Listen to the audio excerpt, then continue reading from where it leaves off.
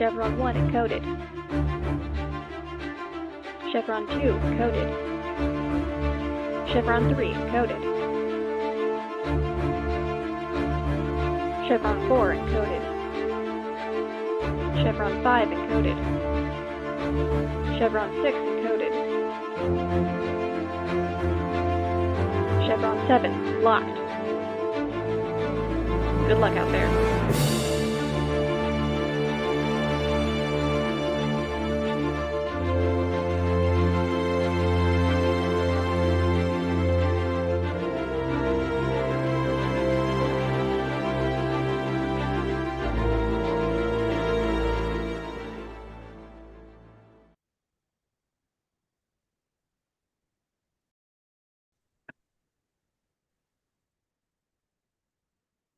Fine.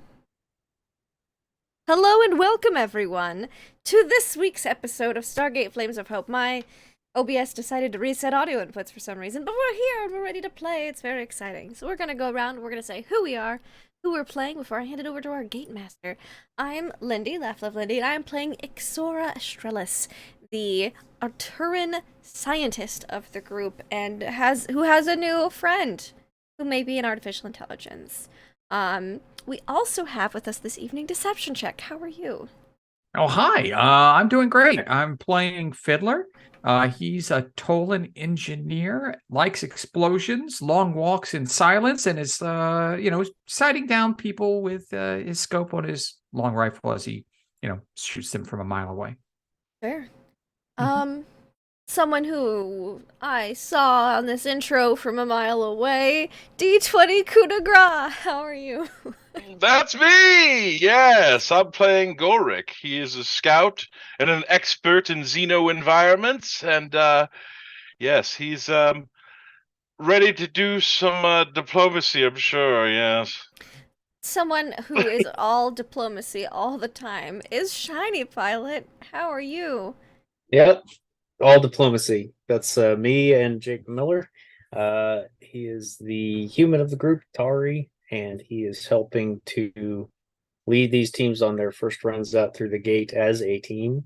Doesn't quite know what he's doing per se, because this is a new environment for him to deal with so many non-military types, but he's excited to learn and explore new cultures and worlds. And someone who is going to guide us through exploring new cultures and worlds is our Gate Master this evening, Nuggetosaurus. How are you today? Today, I am a very, very happy camper because I have to show this. I received the single greatest gift I've ever gotten in my entire life. My husband got me the Mace of Sauron for Valentine's Day, so I'm a very happy camper today, and it's going to be great because, that's going to be very good for our players today. Nobody's going to die. I'm just kidding. I wouldn't do that to you guys. Yes, I'm Nuggetosaurus. I am the Gate Master for tonight. And last time when we played, our team members of Stargate Phoenix 3 were making their way through some type of facility towards a voice that was guiding them through Ixora. Nobody else seemed to be able to hear it until they reached the control room, where along the way, they were attacked by some very strange creatures that were slowed down by some type of gravity well, some type of force field, lots of things that they didn't quite get the chance to explore and figure out what the heck was going on there. But they were able to save, essentially, the Warmind. They reached the control room and found out that Drew, which stands for Defense and Recon Unimind, was a AI who was in protection of the planet below, called just the City. And the City was not happy with Drew because Drew decided to up their defenses and make a war satellite, and they did not like that. So they attempted to be helpful. Yeah. The City attempted to destroy Drew with a virus, which was the creatures that were chasing the party. But the party managed to disconnect Drew before she was completely destroyed. We don't know what type of damage there might have been or what information might have been lost in the transfer from Unimind to Little Sphere. What damage might have been done when she went through the Stargate. We're not sure yet. We haven't had time to figure out. And Stargate science teams are still figuring Drew out and going through all of her data and all of those. But right now, our team is being summoned from whatever various activities they might have been doing to a briefing with General PK Lawyer. Let's go with Gorik. Gorik, what would you be doing around like 3 o'clock in the afternoon on a weekday? What does his day normally look like? 3 o'clock in the afternoon on a weekday.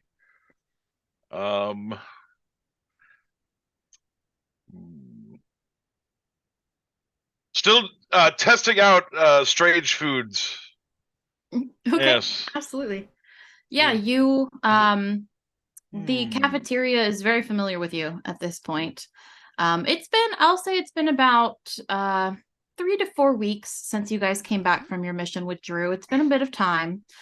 You've had some downtime after the craziness that was that mission. The cafeteria crew is very familiar with you. They essentially have a rotation for you, where each time you come in, they have a different cuisine from a different culture. Today, it is just a traditional Tolan dish. Very simple, nothing too crazy. It's a little bit bland by your tastes, especially compared to other things that you've had before. Not bad, just it could do with maybe some hot sauce or spices or anything really. Do they not have spices on the Tolan homeworld? I'd say to just random guy next to me. Yeah. It's just there's a Marine sitting next to you, just kind of shoveling food in his mouth. He's like, I don't know. I just eat our stuff. Just continue eating it. Yeah. As you are sitting there, you do get a notice over your radio, essentially from Jesse, who you know is the y'all's handler, essentially the person who summons you guys. Jesse says that your presence is requested in the conference room above the gate, and that there is a mission briefing for you, waiting for you. As soon, like, before we end our conversation, I'm already heading towards the conference room. Okay, absolutely. Doesn't take you long to get there. You know the way by now. You've been at this facility for some time.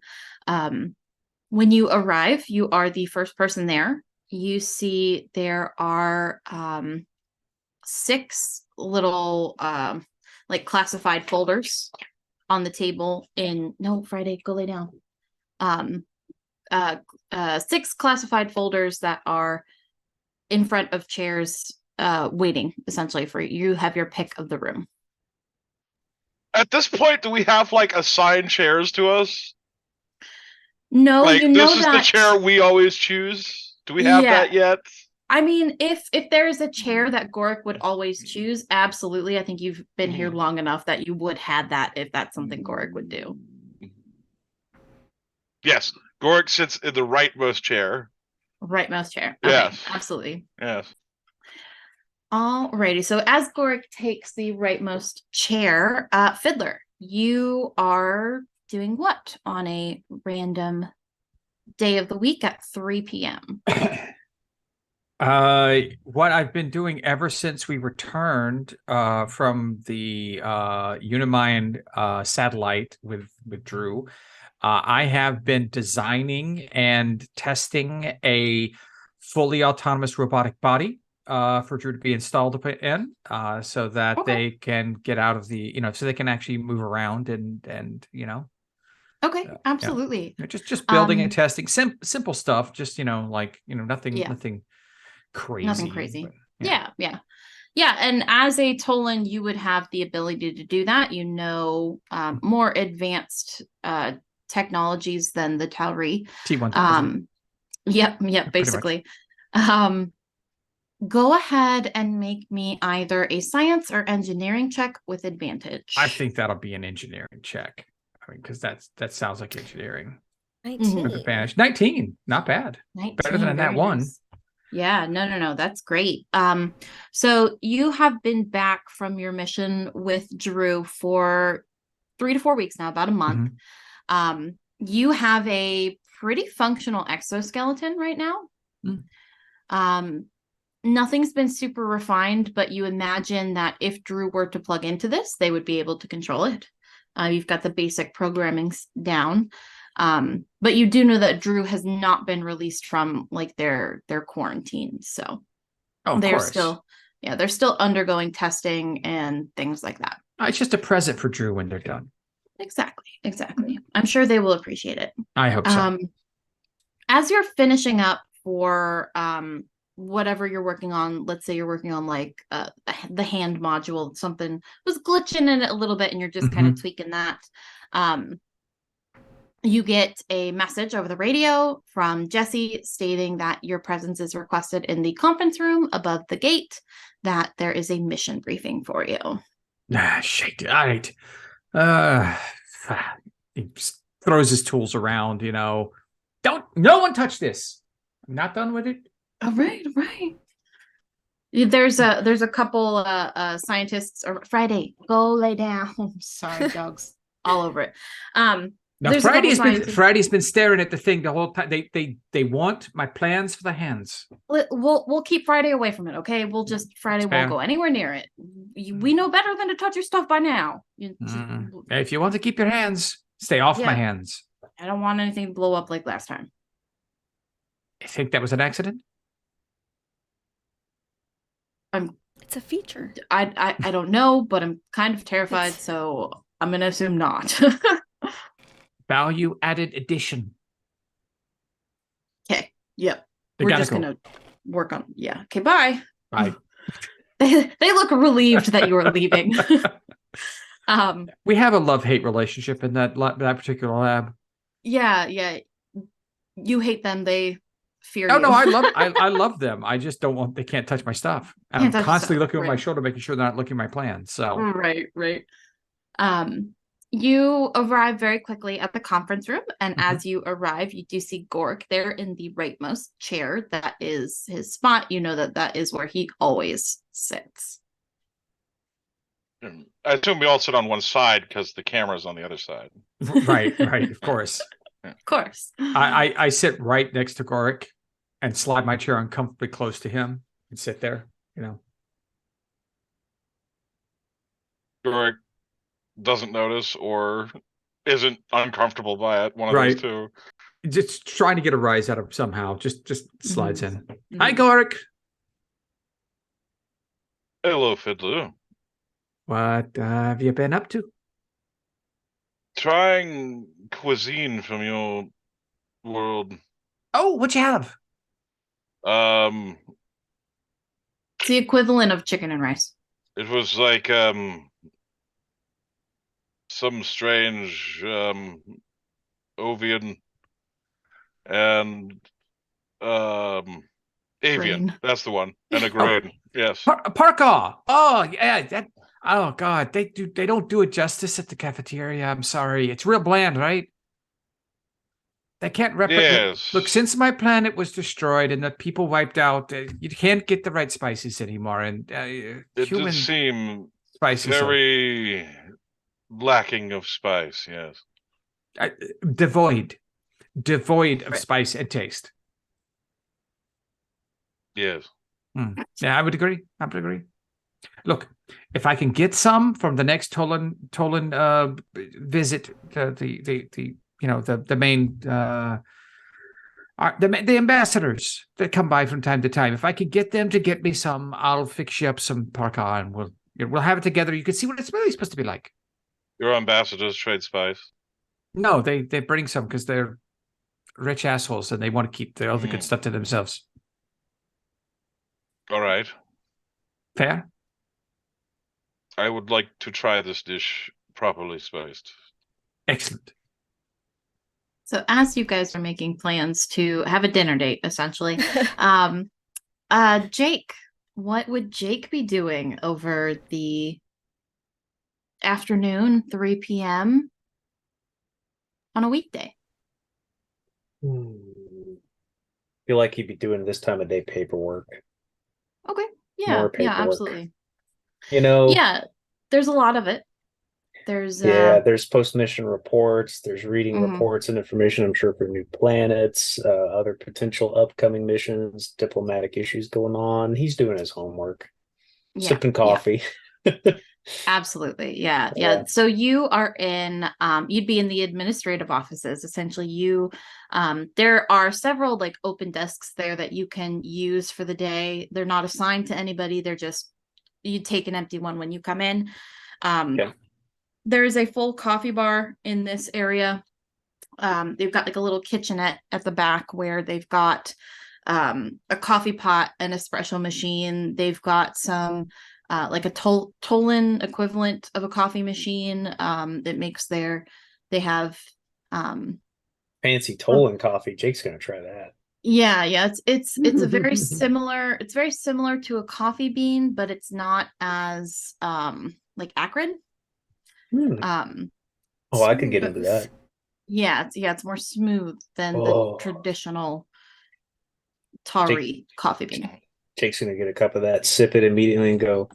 And 30 times the caffeine. Sorry, he immediately starts. You do get you get the coffee shakes after Good. You take a couple drinks and then like 10 minutes later you've got your hands are shaking just the slightest bit. Just don't ask where those come from. You see him writing on the paper, but his hand's shaking, so he goes, puts his other hand on it to steady it. Write his little stuff. As you're in the middle of one of your you're just reviewing like mission reports and things like that. You do get a message over the radio from a voice you recognize as Jesse, stating that your presence is required in the conference room. There is a mission briefing waiting for you. Never ends. He grabs the paper, stacks it up, takes it with him, gulps the coffee, puts the cup down, realizes what he just did, but keeps on walking. Going, oh crap. Go ahead, make me a Constitution saving throw. Is the reflex? Okay, con save, just that. Okay. Yep. Saves con. 21. Hey. 21. Okay. So your shakes don't intensify. You definitely feel like that perks you up. Even you down it, and then like not even a minute later, you are wide awake. But your shakes do not intensify. Whew. Thank the Lord. You are there at the conference room very quickly. The administrative offices are literally right around the corner. As you walk up, you see Gorik and Fiddler talking about Tolan cuisine. Hey, how's it going, guys? Hi, boss. Why are you speaking so quickly? Just had some of that really good Tolan coffee. It was really good. What is it, Tolan Cultural Exchange Day today? Coffee's extremely smooth over there today. You guys should have tried that cup over there. I could have got a cup away, got another cup in there. You do know that the coffees are served in like 1 ounce, but like you're supposed to be sipped. You have a small cup, right? Sipped? Well, I fucked up. Like you do remember seeing like little tiny espresso cups next to that machine. You just That's what they're for. Yeah, you just grabbed a Tauri size coffee cup. Yeah. You just kept pressing the button, kept filling it up. Like, okay, there we go. Yeah. Oh, yeah, you might want to go by the infirmary before we leave. They have to. I think I'm getting heart palpitations. Wait till an hour later. It'll be fine. You'll be okay. I suggest a little water. No. That'll only dilute the effect. Okay, I'll just sit here and just deal with it. Isn't that what we want? No. Hey, do you guys know if this makes you go to the bathroom like, Earth coffee? If it came from a bean, maybe, but never mind. Just enjoy the coffee, all right? He's like, what? I don't want to know. I'm just going to sit here. Squeamish Tari. So, as y'all are discussing We're discussing Tolan things. coffee. I can't talk today, y'all. It's Jesus. As y'all are discussing Tolan coffee, there we go. Ixora, Okay. what are you doing on a weekday around 3 What Tolan food are you trying today? Well, Ixora probably has it. I imagine that she tends to forget to eat on occasion, getting so wrapped up in research and things. I'm helping integrate Drew and go through all the tests and things. They found that, because Ixora has that connection, they wanted to test it to see if it's just an Aturan thing, or if it's just a because I was exposed to the signal initially kind of thing. And, I'm a scientist. I requested to get put on this team, so I've been on this team. So, I'm just doing what I can to help integrate our new AI friend. Yes, absolutely. Get So them you cleared are from in quarantine. Yes, that is where you are. You are in the quarantine zone. You have not been in here before. I mean, now that you've been working with Drew, you have, but when you Not initially previously. came back, yeah, you hadn't been in here before. It is tucked away in the farthest part of the base, which makes sense. It's a quarantine zone. It's essentially just a one big long corridor with branched off pods, essentially, that they can quarantine multiple different things in multiple different environments and whatever the quarantine might be necessary. Drew is in one of the larger quarantine pods because they had to bring in a lot of equipment to, one, keep Drew charged so they don't, they don't die, essentially. And then they had to have a lot of other technology in there off of the network that was isolated. So they're in one of the bigger ones. You have been working with essentially the lead doctor of robotics here. His name is, he's a Tolan. His name is Dr. Vanvin, I think I wrote. Hold on, let me see. Yep, Dr. Keenan Vanvin. Fanvin with an F, not a V. Okay. Fanvin. Fanvin. Okay. Beautiful. So I spelled that. Yes, perfect. So he is the lead robotics. Essentially, everybody in the robotics department reports to him. And they brought him in because this is an AI, an intelligent AI, that they now have access to and need to isolate and make secure. On the team, there is another Aturan, just because they're trying to test out to see if it's an Aturan thing, if it's like you were saying, if it's the initial signal, anything like that. They have been able to get some connection with the other Aturan, but it has not been as strong as it has been with you. Okay.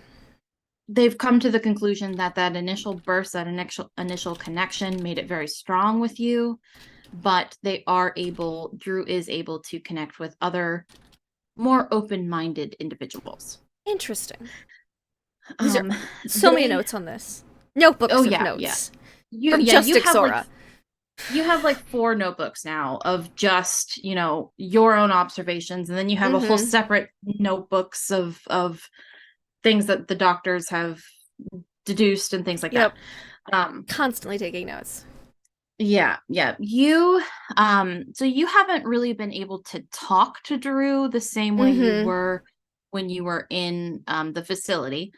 But they have set up, it sounds like one of those, like the iPhone text-to-speech readers kind of thing. They have a computer up like that. It's very rudimentary. Drew's able to get across most of her thoughts and things like that and answer most of their questions. They still don't know the type of metal. They don't have a name for the metal yet that Drew is made out of. The circuitry that Drew uses to essentially function is completely alien to them, and they're just beginning to scratch the surface of it and understand it. They have been able to determine that Drew was damaged at some point in the transfer, either disconnecting from the station or going through the Stargate. They're not sure when exactly it happens, but a large chunk of her databases have been corroded, damaged. Some of them are completely gone. Some of them are just minimal access. They are still working on isolating her. They haven't been able to figure out how to keep her isolated while allowing her to be to have access to the network, if that makes sense. So, yes. No, that makes sense. Like a shackled AI kind of thing. They haven't figured out how to do that, and Drew has not been open to the idea of being shackled either. So, kind of in this limbo right now where she's just in this quarantine pod. But you're in there and you guys are you're taking a bit of a break. Dr. Van Vin has left. He went to go get coffee for everybody. When you get a message over the radio from Jesse stating that you're requested in the conference room and there is a briefing waiting for you. Right, if you excuse me, I'm being summoned to a briefing. I'll leave my notebooks here. Oh, of reference course, I'll if you need. put them away for you, and Thank we'll you. read them if need be. And the other Atoran takes them and puts them up on one of the shelves where you guys have, like, there's your stack of notebooks, and then there's her stack of notebooks, and then there's Yes. like the doctor's stacks. There's just so notebooks many everywhere. notebooks. Yeah, notebooks and data beds. Just stacked. Exactly. Yeah, and I will Um, leave the quarantine. Grab my own. Imagine if I got my personal bag, like hanging. mhm. It's like a messenger bag, satchel thing, Yeah, hanging yeah. on a hook outside, and I put it back on, and I walk quickly. I power walk to the conference room where the Yes. the briefing is. Thankfully, I have long legs, so it doesn't take me too long. Yes. Doesn't take you too long. It still takes you a little bit longer than everybody else because you are on the complete opposite, the Yes. very farthest away part. But you do arrive there relatively quickly. You see that Jake, Fiddler, and Gorick have already arrived. Gorick and Fiddler are sitting next to each other. I don't know where Jake would be sitting. If he has a particular spot or if he just takes any seat. Any seat. Okay. And you see the three of them. Does not look like anyone has arrived for the briefing yet other than your team. Gork sits on the far right side. I sit on the far left because that gives me the most legroom. Mm-hmm. Hey, Xora. Welcome. Good to see you. Hello. Yes. How are you? Oh, hopped up on that Tolan coffee. Oh, That's I some have strong heard tale stuff. of that. Yes, its chemical composition is quite interesting. Does it come from a bean? Do you really want to know the answer to that question? Don't say a word. Okay, It's fine. ancient Tolan secret. Don't ruin it for me then. I'll just enjoy the buzz that I get from it. But it's curious, you know. Buzz is a good word. I would use Well, that it's word. it's making me buzz, all right. Whew. Any idea if we're gonna have this meeting anytime soon? Because I'm really feeling it here. I feel like I need to go Perhaps running you or should do some something. jumping jacks. As you say that, as you suggest jumping jacks, the far door does open and you see Jesse come out, followed by General Lawyer. Jesse Like, nods to you all. Jake will Thanks stand all. up. Yeah. General Lawyer will salute. He'll do the whole and have you stand down kind of thing because Yeah. you're both military men. You guys know. Yeah. Gotta follow Proper. Tari military protocol, at least for him. Nobody else has to. Exactly. Yeah. Jesse, gestures for you to sit down, and she goes over and she sits in one of the empty chairs and flips open the classified folder. General Lawyer sits at the head of this. It's not a large table, but it's square, so he is able to sit at the head. He opens up his book as well, nods to everybody, and Jesse begins. So, as you all know, if you've read any of the mission reports lately, SGP-1 made contact with the people on... Did I give this planet a designation? Hold on one second. No, I did not. Okay, Escape. Stargate Phoenix 1 made contact a few weeks ago with the Evaqua people. They are a small, well, the settlement that Phoenix came across was a small one, but there are larger cities on the planet. They provided some interesting medicinal samples for us to take a look at for the possibility of trade. After going over those medicinal properties and taking a look at all of our options there, we have decided to open up negotiations to see what they might possibly need, what they might want, and what they might accept in exchange for some of these plants that they have. We would like the four of you to go and see what their demands are. And we are giving you, she kind of glances over at General Lawyer, who nods.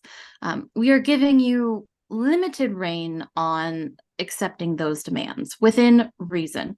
Obviously, weapons are a come back and talk to us, aid for the right reason. If they need, our medicines, if they need food, if they need supplies, within reason. You guys are intelligent, you know how we operate, just hear them out, essentially.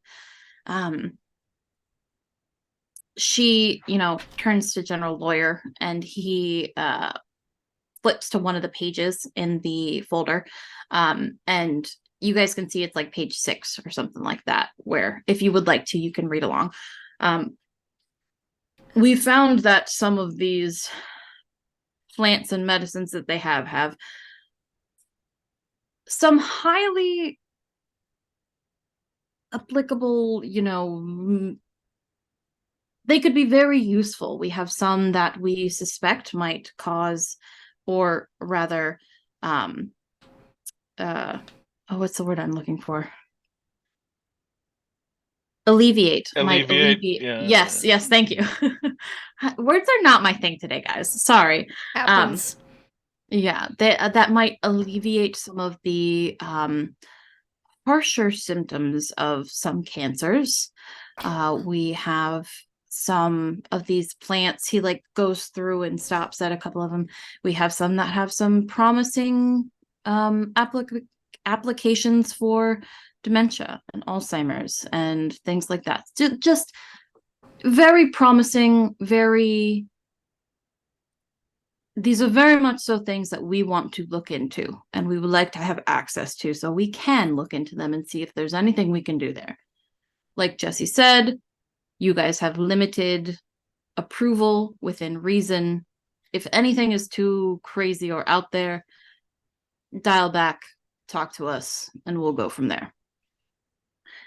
You guys leave in the morning, so if you need anything to prepare, it's our understanding that these people are relatively not primitive. They're dark age kind of people, very medieval. So should not be very dangerous, if at all. Sounds like a plan. No signs of any hostiles on that last report? Any Nope. Gould or No Goa'uld, no hostiles that we could see. They do have a guard presence, but again, medieval, they're basically knights. Nothing too crazy, nothing that your firepower can't solve. Do your best not to alarm them with nope. with weapons or any of our technologies. They are not that advanced yet, but they could benefit from some of our farming techniques. I don't know what they want. Just find out what they want. Okay. Certainly. Sounds good. Okay. Any questions, any concerns, anything else? Yes, I would like in this briefing, I see a large number of plants listed. If they could be ranked by order of priority, that would be ideal. Absolutely, yes, we can get that for you. We'll have Dr. I really should remember the names of my NPCs. Yeah, We'll the have big staff. Yeah, very big staff. We'll have Dr. Ibarra create a list and rank it from value to, or most requested to least. Thank you. Of course. Or Jake, Fiddler, anything? No, she's just like What looking type- at the chemical compositions in any picture. She's like, oh, what interesting veining. Leaf of that.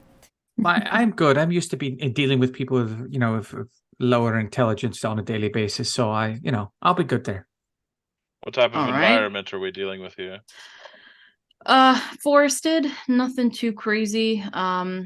Some of the vegetation is pretty dense. The Stargate itself has been cleared, and they have a very clear pathway from the Stargate to this settlement that's closest that you guys will be dealing with. They do seem to have some type of road system. They've got, carts, clearing, they do farming. Like I said, very medieval. I suppose I do have a second question then. Yeah. Is it their refined medicines made from these plants that we are attempting to get? Or would the base plants themselves be sufficient? If we cannot work on a trade deal, perhaps we could forage for the required specimens. It's our understanding that they are aware of the applications of these plants and they have cultivated them in protected areas. I see. So more than likely, the negotiations are going to be required to have any access to these plants without conflict. Interesting. So they have selectively bred them to, and just pulls out a notebook and just starts writing down things. If you're able, I do know Dr. Ibarra would be very interested in any notes they have on that cultivation of these plants as well. Noted. Mm-hmm. Lieutenant, any questions, concerns? Are you good to go? No question, sir. All right, then if there's nothing else, you're dismissed. You will leave at 0800 in the morning. And like I said, feel free to bring whatever, nothing too crazy. Keep your technologies small and tucked away. Weapons should be secured for the most part. Don't, bring them out unless absolutely necessary.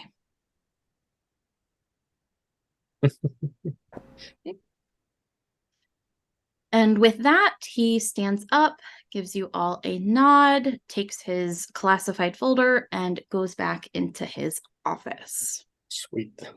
Hey, this is going to be a yawner. Yep. It's time mean, for really. diplomacy.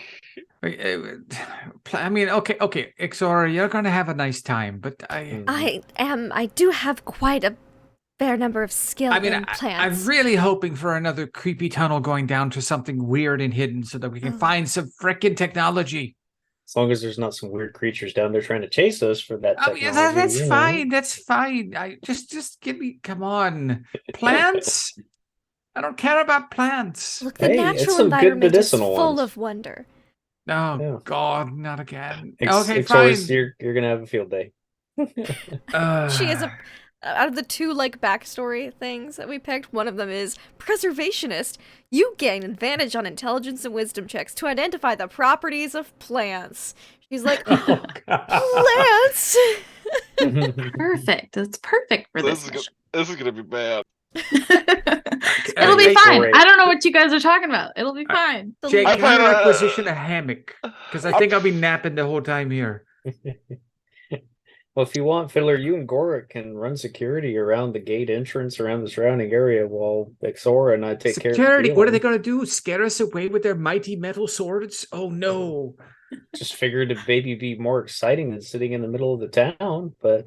Standing in front of the gate looking imposing with Gorik? Sure. Yeah, he's imposing. Look at him. They did say to look not very imposing. Exactly. Well, we're supposed to look friendly and nice. I figure you can help dress him down a little bit and be more friendly. Gorik's actually already left the room. Oh. Where has Gorik gone? Straight to the kitchen. Okay. I want to collect as many fruits as I can. Okay. They will... the ones that would do the best in their environment. In their environment. Okay. Yeah. Okay, yeah, So you wanna are able to contaminate collect. Yeah. So you aren't able to get a lot because this is, a cafeteria. They do have limited supplies. You're able to get a couple oranges, some apples. You get like a pear, just one. And then they can't give you much more than that. So Yeah. This will do that. Then I will make sure they're all like vacuum sealed, packaged. okay. Yeah, they're able to do that for you. Yes. And then, placed in little gift boxes. Okay. Yes. Yeah, Diplomacy. Diplomacy, yes. Diplomacy. Watch apples be like apples are like absolute poison to Oh, these people no! or something. Yeah, I was gonna say. My It could. gosh. Well, They're allergic to citrus. Yeah, you never know. Look. You never know. look, they're trading us plants. We'll trade them plants. It's just that There you go. simple. That's very smart. Yeah. So you do have to get a little creative with the gift boxes. You guys don't have those like readily available on the base, but you are able to get like little like Today's like newspaper. Just yeah, like you're able to wrap them up in like brown paper bags kind of thing, like a little like sack lunch kind of thing. But I you draw a do have happy those face now? on it. They're gonna be like, we need these brown paper bags. Would you like the 500 count? 500! My god. So many. So many paper bags. Nice. But yes, you are able to collect that and get that ready for tomorrow in the morning. The Jake, Fiddler, and Ixora, if you guys have anything you would like to collect as well, you are more than welcome to. I have to step away for a second. My dog is making some noises. I will be right back. Fiddler goes and gets the tactical hammock ready for deployment. Dora Tactical gathers Tactical helmet. gathers a fresh botanical notebook from her quarters and gets ready to diplomacy with it. Oh, Maybe pull some notes of since they're giving us some medicinal plants. Hopefully, maybe we could interest them in some of our medicinal plants. Get List that of plant for plant things. trade going. Yeah. See what's Fiddler, going on here. Dude, Fiddler remembers to bring his Steam Deck. they're medieval. They're Hmm. interested in food. That's true. Oh, spices. You're right. We need flavor. We should bring them like Cinnamon. know. Spices Yeah. are a really good idea. That pepper. Yeah. I mean, Pepper that and was salt. that was the main trick. People traded in salt and Yeah. and Oh man, rare like spices were worth more nutmeg, than gold. cardamom, spikenard. Get them some spikenard. So you're gonna I was raid the super in the base's medieval. pantry Star of anise. spices. Yeah, Go to the cloves. kitchen. Oh, cloves, absolutely. Yep. Jake is gonna pack a few extra. Oh, and of course some classic MREs. herbs: parsley, sage, rosemary, and thyme. In time, yes. Jake's gonna marjoram. pack some MREs with the intent that he can trade them MREs because Mhm. it's food you can take on trips. Mhm. Preservation. We preserved Yeah. our food so much. It Oh, has yes. no flavor and lasts forever. Exactly. You will love it. So we'll give you these, and then you'll need to buy the spices from us too to make these actually Yep. edible. Let's get them stuff that they'll get hooked on. We should give them like coffee. MSG. MSG. That's horrible. Here, we've brought Yeah. MSG to trade with. Potato chips. MSG. Yes. These are Doritos. They have the Doritos. umami. Yes. Here is MSG. You use it where you would use salt. Gotta get them ginger. Oh, Bring galangal, turmeric. Mm. Yeah. You guys are awful. No. We're not talking about the plants themselves. We're talking about bringing in a full selection of spices. Yes, So and then because She heard everything. getting them addicted. well, no. I'm not talking about the addiction. I'm talking about like garlic and garlic. ginger and yeah, all the, curry spices. Like curry leaf trees. Mm. Yes, curry like leaves. it worked. It worked great to get the British hooked. We can do the same thing with these people. Yeah. All right, so Yeah, so I'm you're just- able to grab that. Yeah, gathering grab all that stuff, notebook. spices, Yeah. herbs, Jake's little grabbing a sample backpack. packs. Oh, silks. Backpack That full worked. of MREs. Silks Bring work. silks. Fine select- textiles. Yes. There are no Ooh. soaps on the base. But you know what we do have? Oh, Damn it. Polyester. Oh, yes. Very Lots of Wrinkle polyester. free. Jake is But getting highly also flammable. some Yes. Bic lighters. Lighters. Yeah, like Lighters. little Bic lighters. Like you're gonna Okay. love this. Okay. Easier than Okay. Flint and Steel, you know? Yeah, Yeah. he's gonna throw those in It's his the backpack. flint and steel is internal. Mhm. We cut out the middleman. You guys are able to gather all of that within reason. You guys don't get a ton of spices. Yeah, like No, same just thing a with the, handful of things. just like, couple. Yeah, just yeah. I'm not gonna have Sample hundreds of sizes. lighters. Some samples you know? to get them to Samples, see what yeah. they like. Mhm. Yes. Yeah, yeah. You're able to get So they some can try sample this, and then we sizes. can go. Imagine this on a chicken. Exactly. Imagine what a Um, chicken is, since you don't have Imagine this that on particular poultry, analog. birds. They're all taste fairly similar, Everything tastes like chicken, except right? penguin. Don't eat penguin. In the morning, you guys are all up bright and early. You gather your things, and you guys, unless Sora's there's got a anything big else, backpack. Ready. It's like a little shovel trowel, like I was gonna gardening say Jake supplies. too, so it's okay. Yeah. Mhm. And unless there's anything Oh. else you guys would like to do in the morning, Straw hat. Goric. I'm just carrying like ice chests that mark biohazard. Okay. Jake got one of those tiny shots of coffee this morning. He's Mhm. learned. Much better. Yeah, you don't get the shakes this time, so you've learned your lesson apparently. Not long after you guys arrive in the gate room, it is dialed up by Heim. Is that the name of my other NPC whose name That I should sounds definitely right. know? I'm pretty sure Yes. that's right. Yes. Yes, Heim. Yes. Heim dials. Yes, Heim dials. Heim is your gate. Yep, Heim Sarah- and Danos. Sarah got it. I did. Open Yes, that I know, rainbow Heim doll. bridge. Yes, yes. I did not do that intentionally. Apparently, that was subconscious. But Shut it's up. glorious. It's wonderful. I love it. I love it. I'm here for it. Yeah, so Heim dials the gate, and a couple moments later, the event horizon explodes out. You've got that classic whoosh, and then it Yep. sucks back in, and the Stargate settles, and you guys are able to walk through. Who would like to go through first? Okay, Goric can go through. I'll go right behind him, Okay. though. Okay, all right, so Goric goes through first, then we have Ixora, Jake, and Fiddler. Who's next? Jake.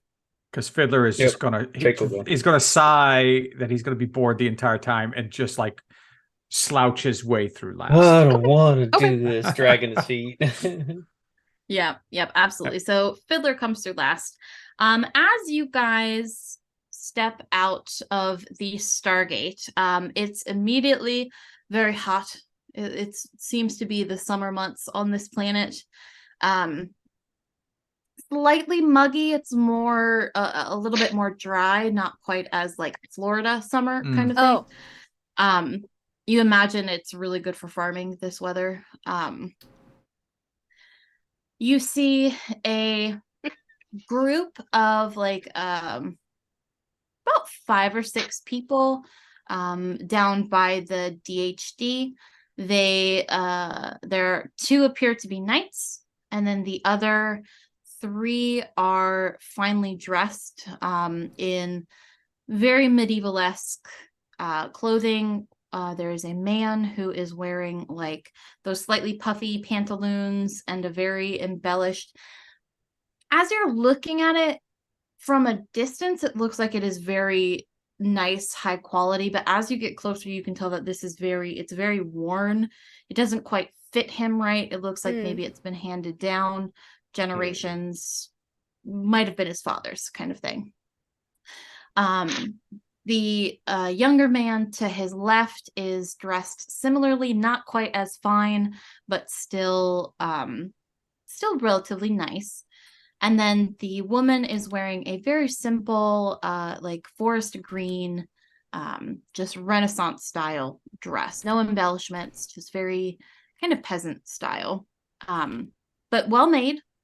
Doesn't look as worn as the initial man's clothing seems to be. They kind of eye you guys warily for a couple seconds as you come through and you guys get your bearings. And then the man steps forward. Hello, welcome. You are the Phoenix group? Is that what I was told you were called? Yeah. Hi, SGP3 from Phoenix. I'm Jake, Lieutenant Jake Miller. This is Goric, Fiddler, and Ixora. This is my team, and we were told you guys were interested in trading. Yes, we are indeed. I am the Thane of this hamlet. My name is this being bad with names is really coming back to bite me in the butt today, guys. It's all good. Um, We'll just call him Mr. Thane, sir. yes. Thane. Where is it? Mr. Thane, man. Oh my god, did I not name this guy? I didn't name this guy. So he's just the Thane. He introduces Yes. himself as the Thane.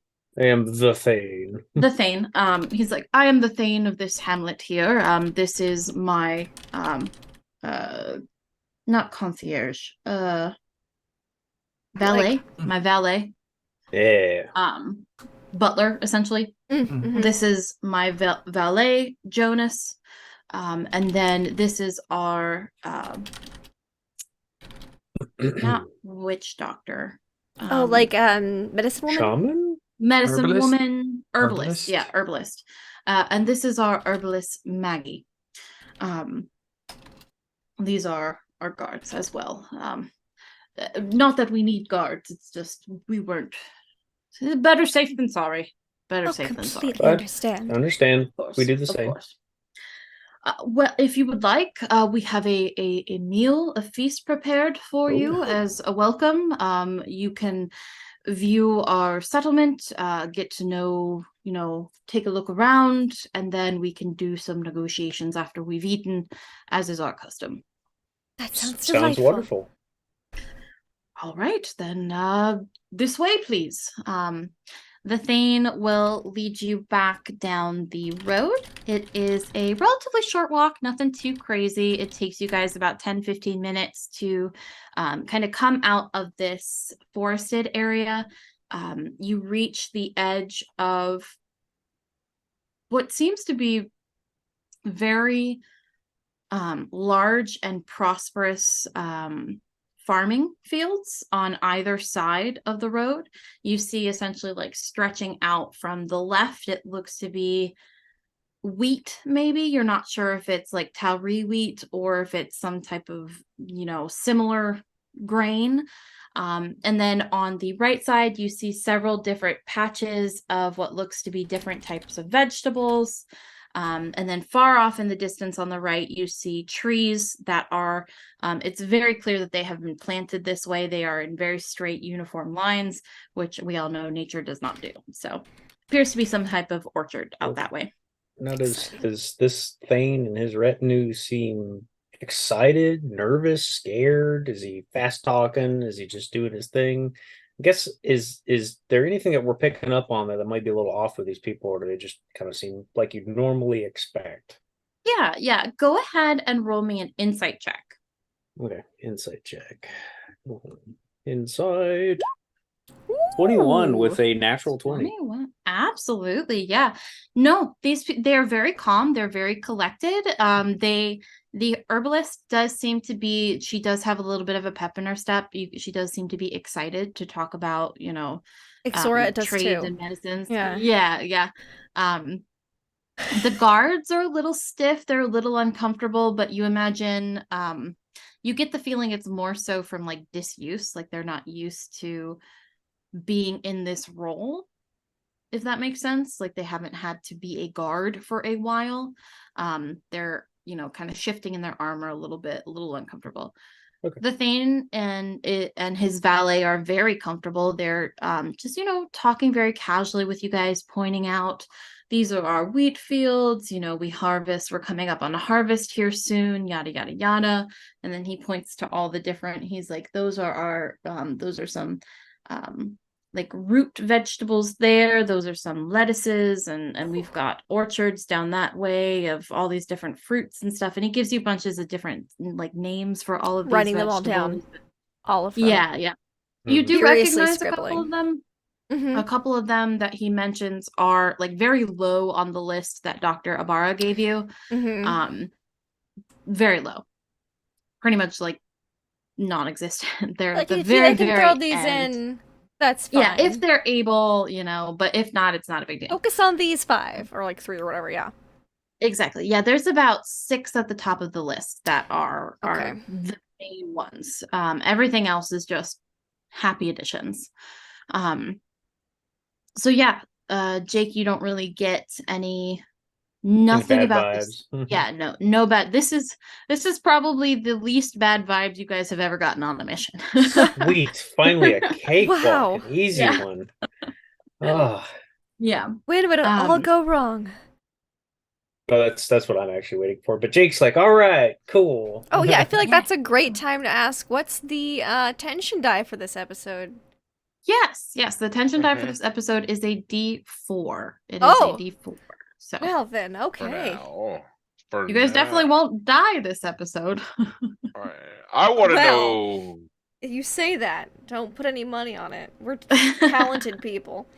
That's very true. Very true. Do we see anybody working these fields? Not at this moment. Mhm. You see that there is equipment in the fields. It looks like there was some work that was going on here, maybe like yesterday or earlier this morning. You're not sure. But nobody seems to be working right now. Curious. Do you point it out? Do you ask about No, it? Or no, you no, just no. take note? You It's just like take maybe, note. Okay. maybe we don't Yeah. want to know. Jake, for the planet, it seems to be about it's afternoon. You're not quite sure what time it is. Yeah, You do that know whole travel thing. Yeah. exactly. Yeah. Interplanetary Forget travel is time kind of- zones, planet weird, zones. yeah. Yeah. You do know that it was 8 o'clock in the morning for you guys when you left, but it seems to be afternoon here. Yep. Okay. So you imagine you're in a pretty distant part of the galaxy. Where the planet spins real fast so- or real slow. Yeah. Or that. You guys come up on the village after walking through walking along the road through these farming fields for a while. It takes about an additional 10 minutes to get through all the farming fields. So a total of about 20-25 minutes from the gate. You come upon a very nice, very well laid out little hamlet. There are it's bigger than a hamlet. It's a village, more so a settlement kind of thing. You see housing. You see there appears to be a forge and a smithy on one side. You see lots of like open air stalls. They seem to have some type of trade here amongst themselves. You do see a kind of up on like a not quite a hill, but just like a little crest kind of thing. There is a bigger house. It's not very opulent, but it's very obviously more than likely the Thane's house. Mm-hmm. And then you see a big open air not pergola, like a Gazebo? kind of like a gazebo, but like bigger, like a pavilion, a big open Yes. air pavilion. And you see that there are many tables set up. There's food prepared. It appears to be this is where the feast is going to be. It appears the whole village is here. From based off of like the amount of buildings that you guys are seeing. Excuse me. Sorry. The amount of buildings that you're seeing, and you guys can guesstimate how many people live in each one. Looks like the whole village is here. Nobody's working right now. They are all prepared for your arrival. As you guys come up, the Thane kind of stops you guys away from the pavilion a little bit, and Again, thank you for coming and speaking with us and giving us this opportunity to negotiate. We would like to welcome you to our home and enjoy some of the food that we have prepared. All of this is things that we have gathered from our fields ourselves, the orchards, the farther farming fields that were ready to be harvested. The ones you pass through are not quite in that rotation. Feel free to eat, mingle, ask people questions. I know you guys, we don't really know each other, and if you would like to get the perspective of our people, you are more than welcome. Nothing is off limits to you. If you would like to explore the town, you are more than welcome. Enjoy. Thank you for your Thank you. hospitality. Yes, of course. And he will give you guys like a little bow. And then he goes and he sits there is very clearly one table that is like up on a step. That is his table, and him and his valet go up there. The herbalist kind of like lingers near you guys, kind of off to the side, giving you guys space to do what you want, but just kind of being in your peripheral. Okay. Well, if Jake spies an area of tables that looks like what we could probably sit at, but enough room for everybody, he's gonna kind of just look to his group, look to those table seats, and kind of go straight for them and have a seat. Yeah, there are so there's very clearly a space for you guys at the Thane's table. There are some seats that were set aside there, but there's plenty of open space around the villagers' tables as well, so you guys can sit wherever you want. Oh, interesting. What would you like to do? I don't want Jake to ruin custom. As like, what's the feel of this room here? Are you supposed to sit at the table for guests? Is there a guest table? Like you sit with There's the Thane, space or for do us at the Thane's table, but there's also space at the villagers' tables if Yeah. you wanted to Oh, sit. And I wouldn't dare to sit at the Thanes unless they indicated so. I mean, Yeah, so they it's very, very clear that there are, 4 spots at the Thane's table set aside. You're not sure if they're for you. They didn't tell you that they were for you, but they did tell you that you are free to go wherever. Nothing's off limits to you, so it's kind of like an open invitation. Jake's gonna play it safe then. Yeah. Okay. Yeah, Jake, I think you ought to go up there and hang with the boss man. You think? I don't know if I should sit at that table up there. I mean, you're the leader of the group, and he's the leader of their group. It's probably wise. I mean, there's 4 seats up there. There's 4 of us. They might want us to, but I think we might need to split the party on this one. Okay, I'll at least try and ask when I get up there. Worth a shot. Xora, do you want to join me on this one for plant conversation, or did you want to go talk to the herbalist? I believe the herbalist would know more about the plants, and she's already like edged in that direction. All right, Fiddler, Gork, anybody want to join me up there?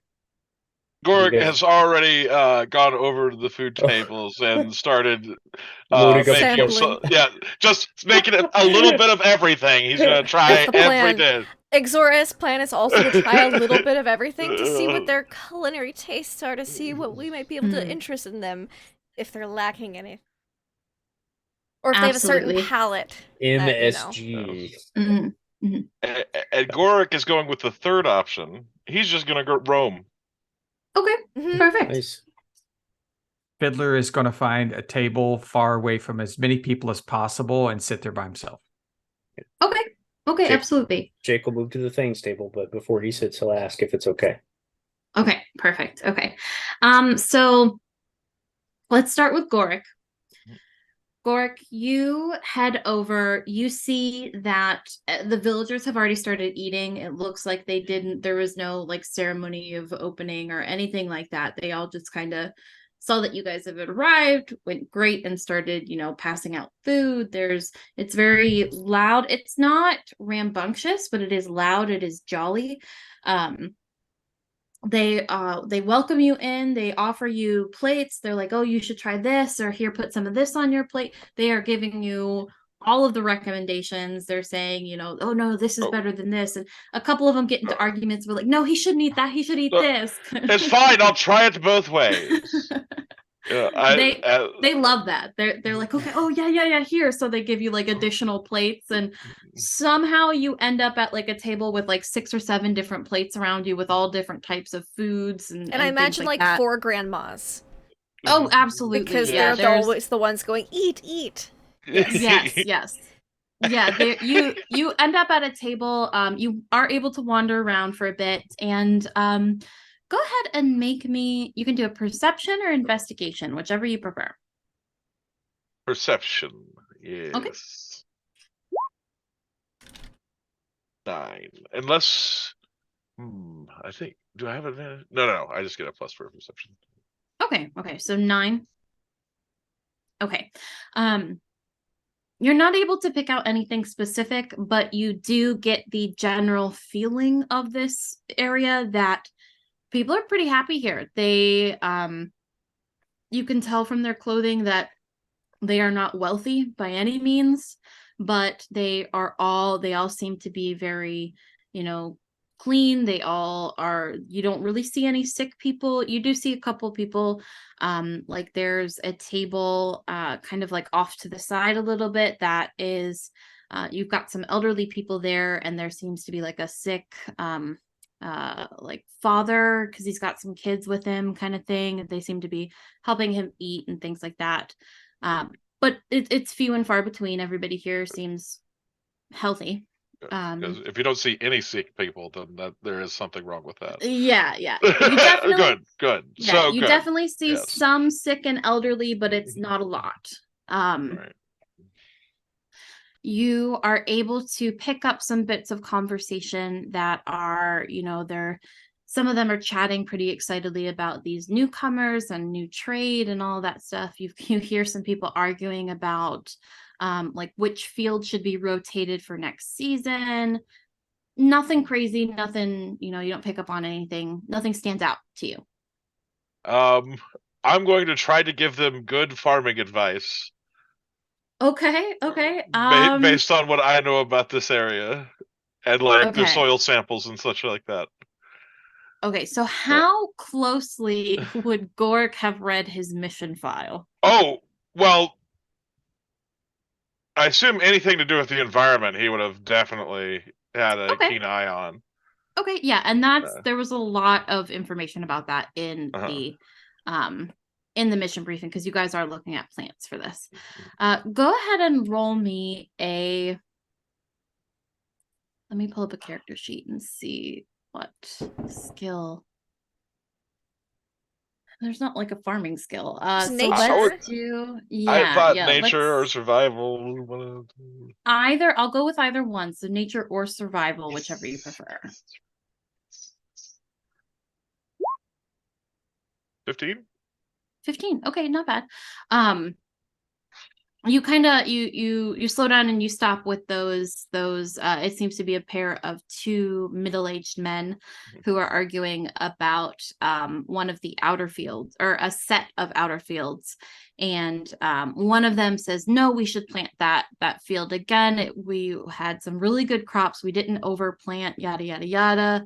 The other one's like, no, it doesn't matter, we need to rotate every season, otherwise the soil degrades, blah blah blah. And you're able, you know that the second man is right, that the soil needs to be rotated. You can't. Yeah. I'll just say, so you need to stop fighting those fields will go fallow. I've run soil analysis of the area. See. Oh, soil analysis? What do you mean? Let me show you. And like, you just grab a handful of dirt and like needs to. No, that's exactly what I'm imagining. Sorry. Nope, needs to be rotated. I can tell. See, can't you tell that the acidity of the soil is too high, too low? Yes. They, as you do that, they both kind of like nod. They don't seem to be quite understanding, but you seem knowledgeable, and they're not gonna argue with you. So like, yeah, no, they're medieval level. They don't know about our soil analysis. Yeah. Like, I'll show them how to use like a pH test strip. Here. Okay. Check this out. Yeah, no, you can absolutely do that. And they're fascinated. They're fascinated by it. Shake this hand. Boom. It's practically magic, but it's science. Yeah, they're like it blows their mind a little bit. They're a little confused, but they're more so impressed than anything else. And they seem to take your advice to heart. But you're able to wander around, talk to some people, sit down, eat all this food. You've got quite a bit of people who come and sit down with you and kind of urge you to try different things. Next up, Jake, you head over to the Thane's table. And I believe you said you asked permission before sitting. Is that correct? Yeah, he'd ask him first, be like, "Is it okay if I sit at this table? I'm not very familiar with their etiquette and customs, I'm afraid." No. Yes, of course. Take a seat. We set those aside in case you wanted to sit up here. You do not have to, of course, but if you would like, you are more than welcome. As I said, nothing is off limits to all, so Well, please take a seat. Absolutely. thank you. He's gonna have a seat and see what there is to drink on the table there and sip on. Yeah, they have a couple options. There seems to be like a couple carafes of water. There is a jug that when you sniff it, seems to be a some type of mead, like a honey wine kind of Ooh. thing. You imagine if they have honey wine, they might have some type of beehive around here, something that they harvest there. Yeah. Um, He'll Or it could be like sniff and Tolan observe, coffee, but and you don't he's want to know. yeah. Well, Yeah. he'll sniff and observe, but he's gonna stick with good old fashioned water for now. Water. Okay. Yeah, absolutely. Yeah. You when you go to pick up the water, the valet that's the Thane's valet, he kind of like gets it before you and pours Oh. your drink for you. And Thank you. would you like to sample any of the food, sir? Oh, sure. How about bring me a little bit of your favorite, tastiest foods that you enjoy? Oh, yeah. All right, of course. He steps away. He goes down to they have obviously the Thane's table has food on it, but you said his favorite foods, so he goes down to one of the villager tables, piles on a couple of things, and then he comes back and sets it in front of you. This is a pudding that my mother made it. It's very good. These are I believe the Thane said these are equivalent to your potatoes, I think is what he said. Very similar last time he tried them. And then this is he said chicken is what the equivalent is for you. So well, I'm a meat and potatoes kind of guy. Thank you. And yes, of course. he'll dig in and try some bites and enjoy it. It's very good. It's very flavorful. Some of the spices you don't recognize. They taste like something that tastes like, sage and thyme, but it's a little off. And then you taste something that's could be garlic, but it's not quite like that garlic spice enough. So very good, just different. Okay. As you're eating, the Thane, he's munching on his own food, and he keeps kind of like giving you looks. It's nothing but happiness on the face. Jake's like, "Oh yeah, it was good." Yeah. It looks like he wants to like ask you questions, but he doesn't want to interrupt you while you're eating, kind of thing. He'll if he gets like halfway through the plate enough to be polite, he will pause and want to look to the Thane to see if he's ready to talk. So he would just want to keep eating through it. Yeah, no, absolutely. So when like he notices pretty much right away, and he's like, "So how are you enjoying the food?" That's great. That pudding stuff is to die for, but that meat there, something else. That's good. Reminds me of home. Yes, we breed those actually. Those are your equivalent, I believe, is chicken, is what the last Phoenix group told us when we were talking about that. But tastes the same, maybe just like a hair like greasier, but it's perfect. That's pretty dang close. Good. Yes, and I understand that our creatures are bigger than yours. Ours are the size of. Oh my! He like thinks for a minute, and a pony, I think, is what they said. About the size. They're out here Yes, eating yes. ostriches. I want to see what their omelets look Yeah, I was like. gonna say, I'm Basically. curious. That Be big like- chicken. You probably don't, or maybe you do get this often, but boy, I'd love to see some of these Chocobos. animals sometime. Yeah, They go chocobos. big old chocobos. Yeah, yum. Yes, of course. We don't have any livestock at this settlement, but if we come with some type of trade agreement, we could absolutely, set up a tour of the other settlements, and you can see the livestock settlement, you can see the textile settlement, you can see yes, absolutely. Well, that'd be great. We always enjoy good food and seeing the animals that make such good food. And again, it's appreciated that you're sharing this with us. Thank you very much for this. Yes, of course. We're very excited for this trade opportunity. We have been relatively isolated here. We don't get a lot of people through our Stargate, I believe your people call it, the Stargate, the Chapa Eye. Yeah. We have been very fortunate here. In the early days of our history, there was some.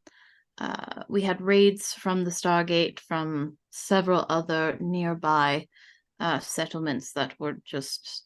It was very bad in the beginning of our days, I believe. But through the generations, we've been able to make a name for ourselves as, fair traders, and that seems to have cut down on that for the most part. We do get some trouble from time to time, but it's nothing our knights can't take care of. So yeah, it seems like you got it well handled. Everybody here seems happy, and the place is great. So yes, it is. We are very fortunate here compared to other corners of the galaxy. Absolutely. well, not to cut too fast into as we say brass tacks. We were told that you were interested in possibly trading some medicines, I believe it was, or some herbs and things that would help further our sciences. And we are very interested in what some of those plants may be. And I believe my fellow teammate over there, Exor, is already chatting away. Looks like to someone who has the same mindset.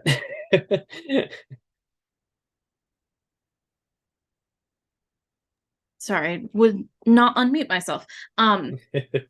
Yes, of course. We would be brought very our interested. plant nerd to talk to your plant nerd. Yeah, our basically, plant nerd's talking to your nerd. We would be very interested in setting up some type of trade agreement. We understand that you have farming devices that could be very useful to us, as well as medicines for some of our ailments that we do not have access to that might be useful. So perhaps we could do some medicinal. Yeah, basically, most might be definitely. able to do some medicinal trade there as well. But we will get down to that, of course. But for now, let us just eat. Eat and enjoy. And please feel free to walk about, talk. We could have someone give you a tour of the village if you would like. Whatever you prefer. Well, thank you. I think I'll probably just sit and enjoy eating with you here for a few, and let my compatriots enjoy a little bit of food, and then maybe we'll go on that tour. That sounds great. Absolutely. Sounds great. So you guys progress, you guys talk about kind of like menial things, just chatting, nothing of consequence. And no red flags this whole time. There's nothing weird, there's nothing sketchy, nothing's going on in the background that he picks up on. Like people are going like, don't make me mister, as they couple away from the knights. There's nothing right on. Yeah, go ahead and roll me another insight check. Okay, because he's keeping his eyes around the room here to get a gauge of the feeling of the atmosphere and of the people. Yeah, he's sussing out the environment. Absolutely. All right, 15. Okay. Nothing sets off any red flags. You guys know Sus. Yeah. Sorry, the me and this is going. This is not right. Yeah. It's the lack of red flags is a red flag. No? Yes, the lack of red flags is red flags. Surely this is a Stargate episode. Damn it! There's not even cobwebs in the corner here. Something's not right. Yeah. No, everything seems to be on the up and up. There's no it's not where it's like everybody is like eerily happy kind of thing. Like you do it's just everybody seems Normal. Yeah, Yeah. you like I said earlier, you see that table of what seems to be the sick and elderly being taken care of by other villagers. You see at one point a fight almost breaks out People are between doing two. normal human things Exactly. and Yeah. reacting normally as a human would. Exactly. So- You're not seeing anything out of character, out of line. These seem Okay. to be Okay. humans. Jake Just- Jake relaxes just a little bit. Yeah, absolutely. Fiddler, you are off at your table by yourself. You can't find an empty table, but you do find a table kind of far off to the side that's only got like about 3 other people at it. Mhm. These are pretty big tables, so you're not like, you don't have to sit close to them if you don't want to. So Right. I just kind of sit off to the side, grab a plate of food, just lots of roast meats and what looks like, some decent like pasta analog or something like that, and Yeah. just goes off and samples it and just keeps to himself, watching everyone. Okay. Go ahead and make me a perception check. Okay. Looks like we're looking for something, maybe. Maybe one of us will actually see it. 16. 16. Okay. You see pretty much the same thing as everybody else. Nothing seems to be off here. You see a couple tables away, a fight almost breaks out. It looks like a pair of teenagers were arguing about something. You see a girl off to the side. That's your assumption, is that they were arguing about the girl. Mhm. Their dads come in and like break them up and push them away and make them go off to separate sides of the feast. And since you're on the outskirts, you do kind of take a look around like the outside of the pavilion.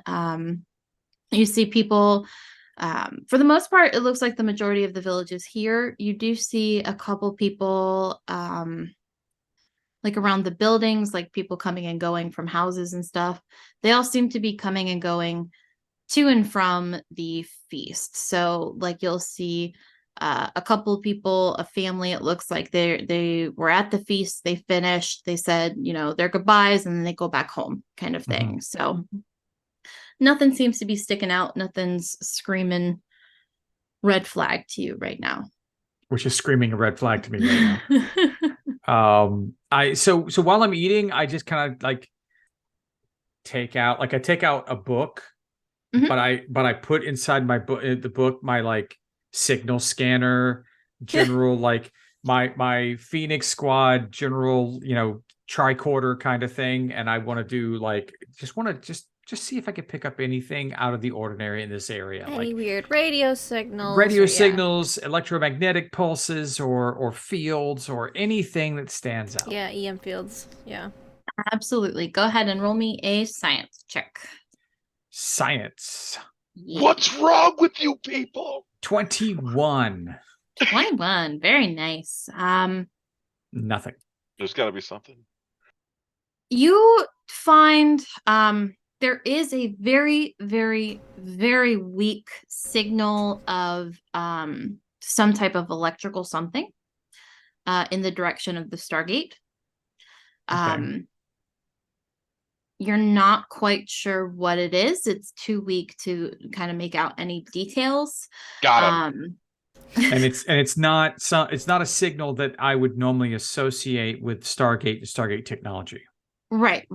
You know what a Stargate, what signals and vibrations and things and stuff that they emit. This is slightly different than that, but it is coming from that direction. I make a note of that, smile to myself, and go on to finish eating my meal. Okay, absolutely. You go ahead and you finish your meal. It's very good food. It's all fresh. Made right there. It seems probably more than likely made today, kind of thing. There's also a lot of really good fresh bread. Lots of different types of that, because you did see those big old wheat fields. So lots of different varieties there. Last but not least, Ixora, you Yes. were going to talk with the herbalist, with Maggie. Yes, I acquire a plate with approximately a bite-sized sample of each food so that I may analyze it while talking. Okay. and make notes. Like I found a spot to sit with Maggie, and I have my notebook, and I take a bite of something, and then I write something about it down. Yeah, absolutely. And she follows you. She gets a plate of her own. She doesn't get a lot of food. It looks like maybe she might have already eaten, or she just doesn't have a big appetite right now. She just gets a couple things, piece of bread, I got 7 feet of wispiness to feed. I can put away some food. yeah, exactly. And she lets you eat for a little bit, and then she kind of goes into like Oh, and I'll focus like take a mode. bite of something like, oh, what? And I'll see like an herb, and I'll just take a piece of like that. I'm like, oh, what is that called? What is that herb? I don't know. Yeah, that she'll go into detail, Mhm. and she'll tell you like the Thank name of you. each thing, Yes. and Mhm. she'll tell you Fascinating. if you ask her about any of the dishes, she'll tell you like what went into that dish, how it was Oh, yeah, prepared, every how it was dish. made, things like that. Yes. Yeah, she'll break all of that down for you. Eventually, once that slows down, and you guys have Yes. pretty just- much made just your way through the eating. food. Yeah. Yeah, Finish eating. she'll I see you've got a notebook there with our plants. I saw a list of our plants. Yes, I do. Do you want to come take a look at them? I would love to. Yeah, absolutely. I can show you my space, and you can take a look and do, I assume you would want to take a look at them and make sure that they do what you're hoping they're going to do, Yes, and I love things like that. plants. I would be happy if I could look at plants all day, every day. I could be possibly content. I'm right there with you. I love plants. They're pretty cool.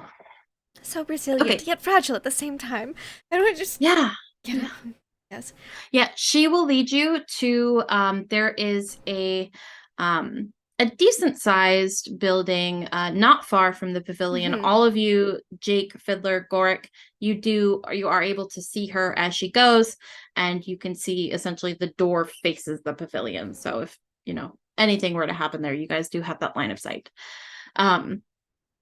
She takes you inside, and it's basically what you would imagine a medieval herbalist shop would look like.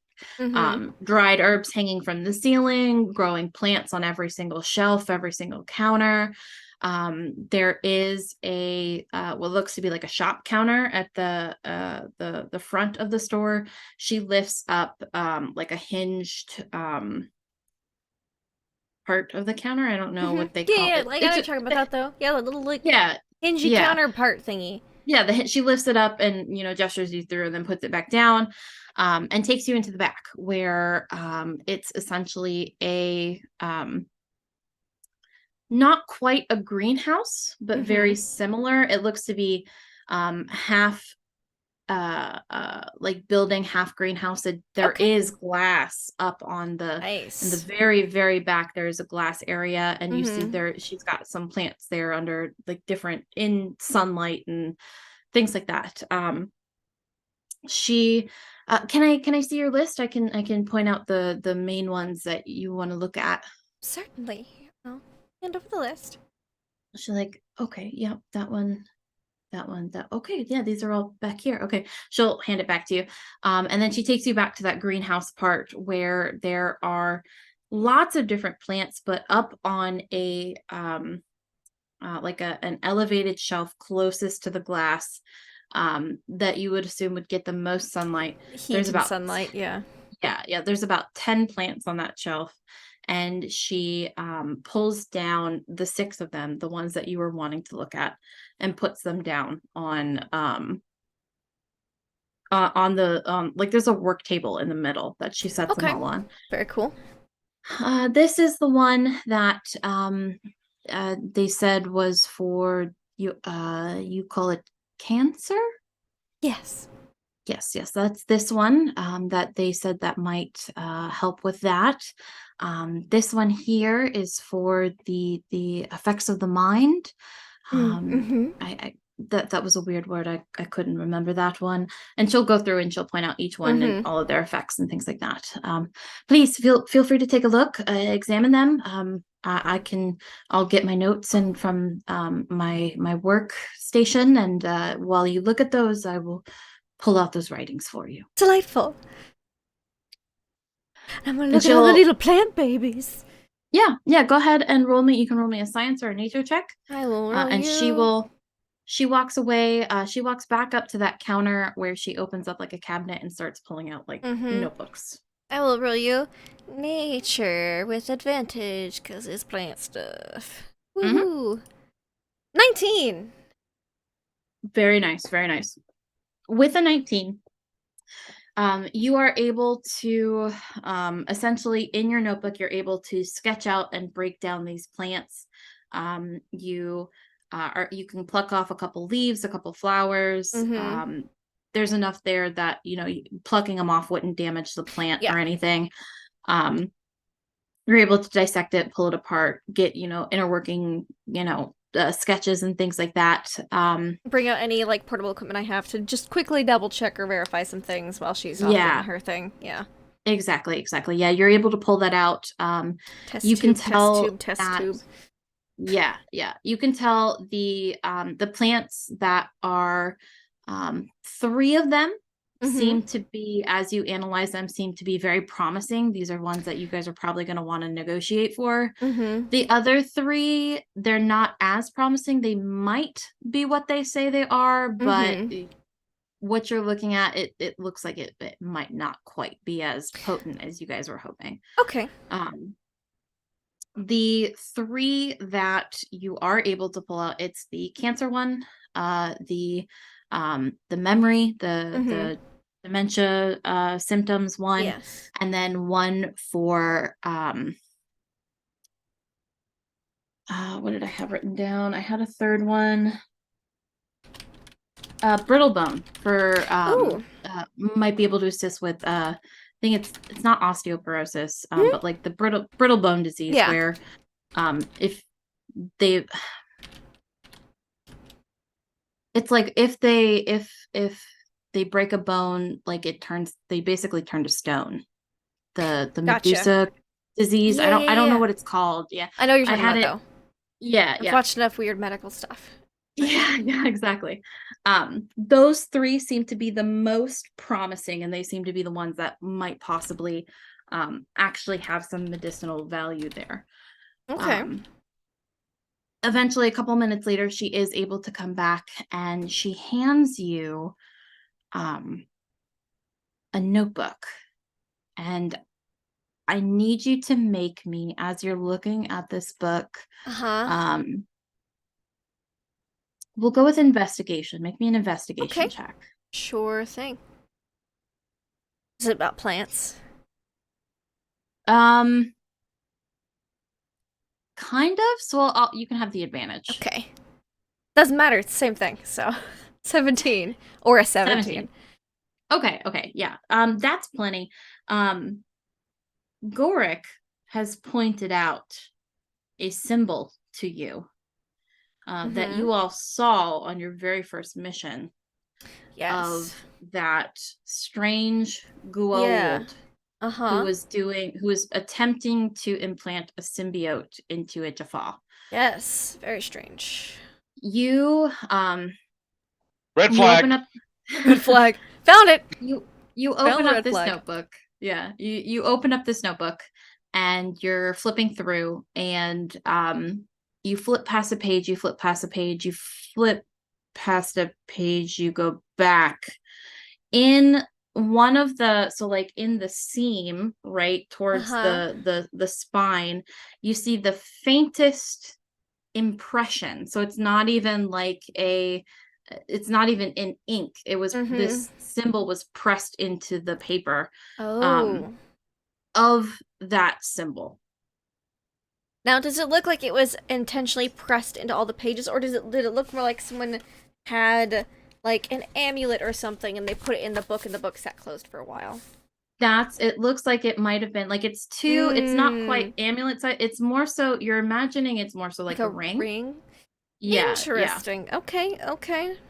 Yeah, and it's not, so if it was on every single page, it'd be in the same spot, same orientation, right? It's kind of like it's off kilter, it's not straight. It looks like this is not in here intentionally, kind of thing. Gotcha. Okay. That's not fine. but it's fine, but it's not fine. These plants are Other really than nice, that, though. yeah. Other than that, she has a full breakdown of essentially everything that she does with these plants. She has step by step how they grow, best practices for getting them to, give out the most potent poultices and teas and things like that. She has a full breakdown, it's not quite as scientific as you would like it to be because this is medieval. Yeah, no, but it's the gist of how they've been applying Yeah. these things. You can learn all sorts of Exactly. things from herbal medication applications throughout history. Exactly. Yeah. And it's and a lot of things that, they did back in, the Dark Ages, medieval times, we don't know they better applications than they do now, kind of thing. It's like with the Roman buildings and roads, we don't know how they did that. Lost throughout time, kind of thing. And some of them were bogus, but some of them weren't. You just have Some to of them sift through. weren't, exactly. Yeah, it's good to see how Exactly. they're using them so we can experiment with our own implementations. Yeah. Exactly.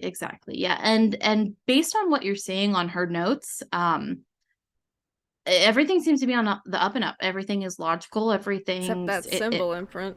except for that symbol on that one page. Yeah, what page was that on, out of curiosity? Like, was it a specific plant, or like the index, or just like...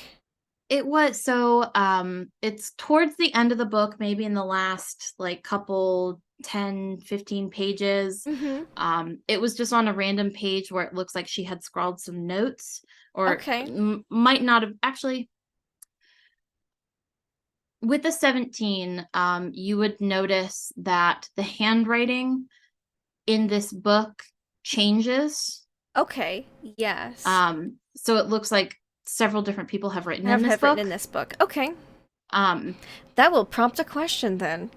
Yeah, the section that you see it in is the not the most recent. It's like the third to most recent. Interesting. So probably not her mother, maybe her grandmother's generation. Yeah, she'll just make a comment then. I see a wide variety of handwritings, then I assume this one is yours? Yes. Generational the knowledge? very last. Yeah, very last is my notes, things that I've noticed and been able to improve on the process of growing these. Interesting. This is more of a cultural question that I have. Is this role of herbalist, is it passed down a familiar line, or is someone apprenticed to take the role? So typically it is apprenticed. Let me see, my great grandmother. Not my mother, not my grandmother. My grandmother's grandmother.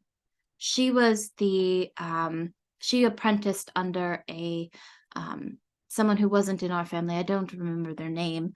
But from my grandmother's grandmother, we have all apprenticed under our mothers.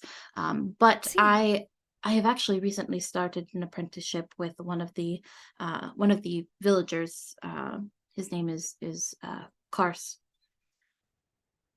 So it doesn't always have to be family, but typically for the past several generations we have done it. Yes. So this would be you, and she'll just casually flip through like, oh, isn't this fun? Like your mother, grandmother, and I just go till I hit the page with the... Yeah. You stop, and it seems to be I know originally I said grandmother, but it's her grandmother's grandmother. That is the page that it's on. So interesting. Not her, but several generations ago is where this... That's slightly less disturbing, perhaps. But a note will be made. A mental note. Boop, boop. And then we'll pull out her own little earth plant book and say, like, well, I was just noticing that you did have a need for some medicines, and I have some recommendations on some plants if you'd be interested in hearing. Oh, yes, based on your absolutely. climate. Now, this is turmeric. It's great for inflammation, which is what makes your joints swell and hurt sometimes. Oh, I know we do have a lot of our elderly, and a lot of our farmers have that issue. So absolutely, that would be great. And she's like taking notes, and it's combined well with ginger, and as a bonus, they both taste very good. Frequently, it can be included in cooking and culinary use, so that it does not have to be taken as medicinally. It can be just added to the cuisine. Good, good. A lot And of they're- our stuff is like that as well. And it's typically non-invasive as well. You can even keep it potted if you like. Oh, good, good, good. That would be great. And just plant nerd stuff. Just gonna Yeah. super botanist nerd out. And with the she's plant right there lady. with you. Yeah. Yeah. So that way yeah, when we she's- come to the negotiation table, we don't bore all the other people too much because Right. we kind of already know what we want. yeah. Yeah. Yeah, and she nerds out with you. She essentially she picks out a couple of them that she's like, yes, this would be good for us, this would be good for Mhm. us, this would We also essentially have this thing equivalent. called penicillin. It's quite helpful. Oh. Mm. I Yes. don't know what that is, but it sounds like a medicine, penicillin. It is. That one unfortunately cannot be used culinarily, but it is Ah, extraordinarily good at fighting certain types of infection. Oh, yes, we do have some problems with infection from time to time. We have Mm. some remedies for it, keeping it clean, things Is like that. an But important one, yes. once the infection sets in, And I'll just then start we can do- spouting figures like the mortality rate on some planets that has been introduced to alone has gone down by set like 37%. She is fascinated. Yeah. She's like I don't think she quite understands the percentages, but Mhm. she's Those are big she's numbers. enraptured. Yeah. Yeah. She's like, I can't even count that high kind of thing. But yeah, no, she will nerd out with you, and you guys essentially come to a list of these plants in exchange for these plants kind of thing. Yeah, like the plant nerds have come to a type of, we've Understanding. talked. Yeah. Yeah. Now it's just yeah, for the rest of y'all. Okay. exactly. I'll just Exactly. enjoy this fruit myself then. Yeah, I was Yeah. gonna say good job, plant nerds. Yep. Oh, and I bring out some of the spice samples so that she can see the turmeric and taste it and the ginger and stuff, and Yeah. she thinks those she's- flavors would go over well with her people. Yeah. Exactly. Yeah. She's like, oh yeah, This this is would be cinnamon. perfect in this dish, and this would. Oh my god, Mhm. this would be great with this kind of drink and kind of thing. So Oh, yeah. Herbs No, you and guys. spices for herbs and spices. We got this. Yeah. Exactly. Yeah, you guys hit it off essentially. Eventually, though, you guys do. She does like, we should probably get back to the feast. Yada Oh, yada yada. yes. Time has completely gotten away from me. It's been so delightful Yes. speaking with you, Maggie. Yes, it has. People don't normally get as excited about plants as I do, so it's great. I And she'll- understand. She'll lead you back, and you guys rejoin the party. It's died down some. The sun, it looks like the Mhm. sun is starting to set. It's starting to get nighttime. There's still, obviously, people are still having a good time, things like that, but a lot of the families have gone back home. Excuse me. Foods, it looks like some things have been cleaned up, a couple of the tables have been put away. Winding down, but not quite finished kind of thing. What would you all like to do? Xora looks pleased. She emerges from the herbalist shop. And did Fiddler or Gorik have anything they wanted to do, or were they just chilling and eating? After Gorik finishes eating, he starts to wander about, checking for locked doors. Okay. Roll me investigation, please.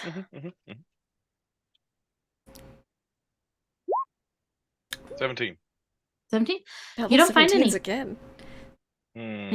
You don't find any locked doors. Even Like, this the is Thane's also house. sus. Even the Thane's house is open and unlocked. A couple doors you open, and like the family's in the house, and they kind of stop and look at you and wave, and they're like, "Would you like to come in?" kind of thing. And She's like, nope, never mind. yeah. Just I wrong just door. nod and say, "No, I'm sorry. I was looking for something else. Have a nice day." Oh, Close. they're like, "Oh, can we help?" And then Nope. the door closes. And, yeah. You Yeah, can't help everybody's me. Yeah, Please yeah. point me to your most secret locked door. right. Everybody seems pretty friendly. There are a couple doors that you open, and one of them's like an elderly lady, and she's like, "What are you doing in my house? Please close the door. You're letting all the hot air in." Oh, I'm sorry, Bob. Thank you, young whippersnappers. Have a nice day. Goodbye. Don't open the door again. Oh, well, I hope I wouldn't need Yeah. to. And then just Wonder. Yeah, that happens like one old lady one time. At one time you open up the door and there's like a mother trying to corral like two screaming twins. Like Closed door. it's yeah. Yeah, you don't nothing raises a red flag. It's a red flag in of itself. Like this is the episode. This is the Yeah, I was Stargate gonna say, this episode is- where Alright. we wig ourselves out, and there's Wait, actually wait, wait, nothing wait. wrong here. Or If it's something not in the city, it's around the city. I checked the That's outskirts. true. bad, or Yep. something's already happened to us the moment we entered the gate, or is Yep. about to happen to us. Yep. And we don't realize We're it. in a simulation. It's fine. You We never left Drew's planet. never left. You head out with that. on the outskirts of the village. The majority of it is all just farming fields. Turned to Fiddler looking for a signal. That's fine. Yeah. You see, you come across like a couple sheds that have very medieval, I keep saying that, but very medieval, like farming tools, things like that. One thing you notice is that there aren't any, so like plows can be pulled by like oxen and stuff. Yeah. You don't see anything like that. The It looks like chocobos don't know how to everything- pull plows. Yeah.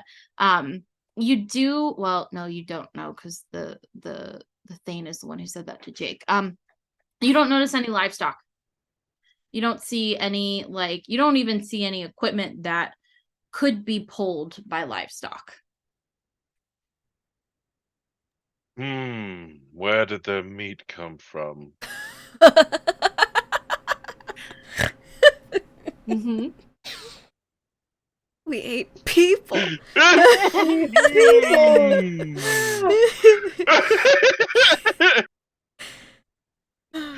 Yes, I'm just going to continue looking at thinking that, and then like check the tools for blood.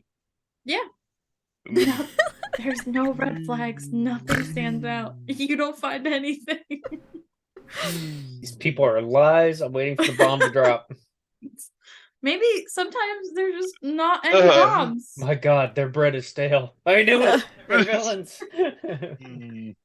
All the action happened like 4 generations ago with her Several great generations ago. grandmother. Yeah. Her grandmother's grandmother. Yeah. Well, then I go and I put a camera up at the gate. Okay, you head back to the Yes. gate. Yes. Okay, yeah, that takes it's about a 20-25 minute walk back to the gate. Rolling your investigation forward, you don't really find anything. It doesn't look like anybody's been out here since you guys came in. And you're able to set up that camera. Then I will head home. Or Okay. head back Head to the back. group anyways. Yeah. Okay. He hops Fiddler. in the Stargate and fly. He goes back. Yeah, to goes base. home. I'm It's going. boring. Dials I'm back. Yeah. Dials Um, general lawyers, like this is a waste of time. I'm out. I wait till Jake is done with the Thane. And then as soon as he steps away from the table, I kind of make my way over there. And like hey Jake, can we Waving the backpack on his shoulder. can we go off to the side? I want to mention something to you. Jake's on edge immediately. Like he's thinking in his head, I knew it. yeah, let's step over there. All right. Okay, so I hid my my scanner in my book while I was sitting off by myself, so no one could see it, because we're trying to be all low key about technology. Yeah. So annoying. But there's a signal coming from out. It's very weak, but it's electronics of some kind coming from the Stargate direction, and it's not the Stargate. Interesting. Can't What if- identify it really, but we'd probably have to head that way to find out more. Let's split Okay, the well, party. I was gonna say the thing here wanted to show us around town. Maybe I can kind of keep him occupied with a tour while you go check that out with maybe Gorick. All right. You All know, right, that where works did for me. Gorick go? He's kind of looking around. I saw him guys- leaving. I you saw guys him don't banging see on Gorick. doors. I don't know. Gorick. All right, as long as he doesn't get into trouble. I'll right, go cool. find him. I'll go find All him, and then we'll go check it out. All right, just just radio to me if you run into any problems, okay? Will do. I've got, I upgraded our signals, so we've got Sweet. I've got a farther range now, 20 kilometers or so. Whoa. How's it do for ground penetration? Haven't tested that out yet. We'll have to try that sometime. Didn't think we'd need the balloons or anything this time, so Nice. But we'll figure it out. All right. Thanks for the upgrade and good catch. I got nothing else going on with these people. They seem too normal. It is possible. Okay. Well, I'll stay here with Ixora then, and we'll see if we could talk business after we do a tour. Of course. And I will radio in when I find something. All right. Good luck. You too. And I will head off trying to find Gorik. Okay. Jake will you slide don't- over towards Ixora. Okay, perfect. Fiddler, you don't find Gorik anywhere. Ow, bitch! Sorry, attacked by a cat. I was gonna say you find the local cat. Ow, that's fucking hurt. Okay. Just sitting here, minding my business, and she attacks me. Cat. That's what they do. Yikes. Yeah, okay. You don't find Gorik anywhere in or around town. So if you head off towards the Stargate by yourself, you will find him. He is there setting up a camera. I imagine by the time I start walking his direction, he's probably coming back at that point. If he leaves the Stargate. He's probably finished up. You probably walk about 5 minutes, Gorik, before you see Fiddler heading towards you. No, Gorik, what you doing out here? Investigating. Oh, well, good. I've got something for you to stick your sniffer on, and you can investigate with me. Good. I got a signal from out that way. So I you're going to knew have to backtrack and go back that direction you've already walked. I know the way. All right. We'll start from the Stargate, because it's a signal coming from this direction, but I haven't ruled out that it's not something attached to the Stargate. I am taking video of the Stargate right now. When did you set up the camera? Just now. Oh, good, because I would have hate to have been made a big deal about this and found out it was your camera that was giving me the signal.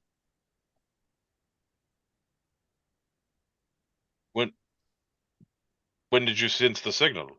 Right at the beginning of our dinner. That was before I placed the camera. Okay, good. You had me worried there for a minute. Do you have a signal now? I figured I'd check once I got to the Stargate. Well, then let's go to the Stargate. That's what I was trying to... Yes, so you guys Gorik. go to the Stargate. Y'all Good Jaffa head towards the logic. Stargate. Yeah. Doesn't take you long, about 5 minutes to get there. Fiddler, go ahead and make me another, I think we said investigation the first time around. We did science, I thought. Science? Okay, Yeah, it was go ahead and make a science. science then. 19 or helping. 26 with advantage. I'm helping. 19. That's- Okay. If you're helping, then 26. He's like, what is that signal there on your screen? I don't know what it is, but what is that one? That's different. Thank you, That's Gorik. not the same as the others. One of these is not like the other. Yes, so you guys are able to isolate one of the signals. You get the typical Stargate signals. You get a very low electronic reading from Gorik's camera. Mhm. You are able to isolate the signal that you saw initially. It is still very weak, even here. It leads you to... So let me explain this. So Okay. Stargate, right Mhm. here. DHD a little Mhm. bit, right? In between the Stargate and the DHD, off to the side, are two what look to be oak trees. You are getting a signal from each of those. What looked to be oak trees. Oh, Yes. no. Damn it. Gorik. Cock shotgun. What? No. The trees aren't attacking us, all right? Yet. But The it's trees! No. It's trees. Go get Ixora. Ugh. Wait, you're getting Signals electrical from signals both from of the trees. trees. Yes, they look like trees. I think right. they're trees. You think they're trees, but Ixora might think they're just some biological substrate coalescing into a form that we call tree. I don't know. Go get Ixora. All right, I'll get Ixora. I call Ixora. Ixora! No, we're not supposed to use. Damn it! Damn it! We're not supposed to use the radios. We aren't? I'm sorry, Ixora. We're not supposed to use the radios. It's all right now. I'll go get Ixora. Sorry, run. Fiddler just sits down right there and just shakes his head. Absolutely. So Ixora, you run back, you make it back double time, essentially. 10 minutes. You're back. Yeah, 10 minutes. Ixora, it looks like Ixora and Jake have not started their conversation with the Thane just yet. But you are able to find them. Ixora, Yes, Gorik. we need you at the gate.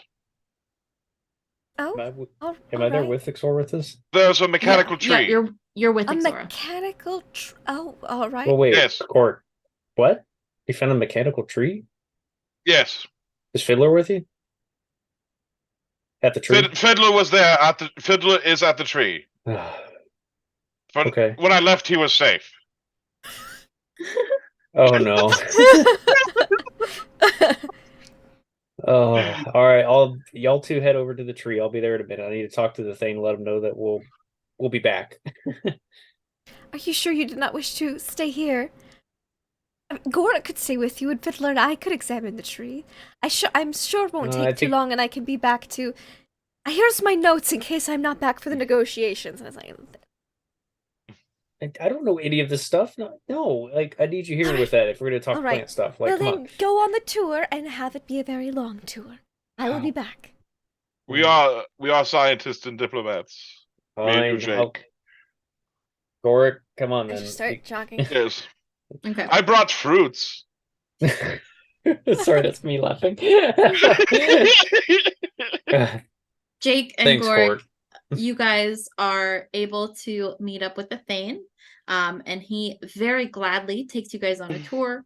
He shows you basically everything. He shows you he starts at the pavilion, says, this is our meeting place. We have, town meetings here. We discuss important matters, yada, yada, yada.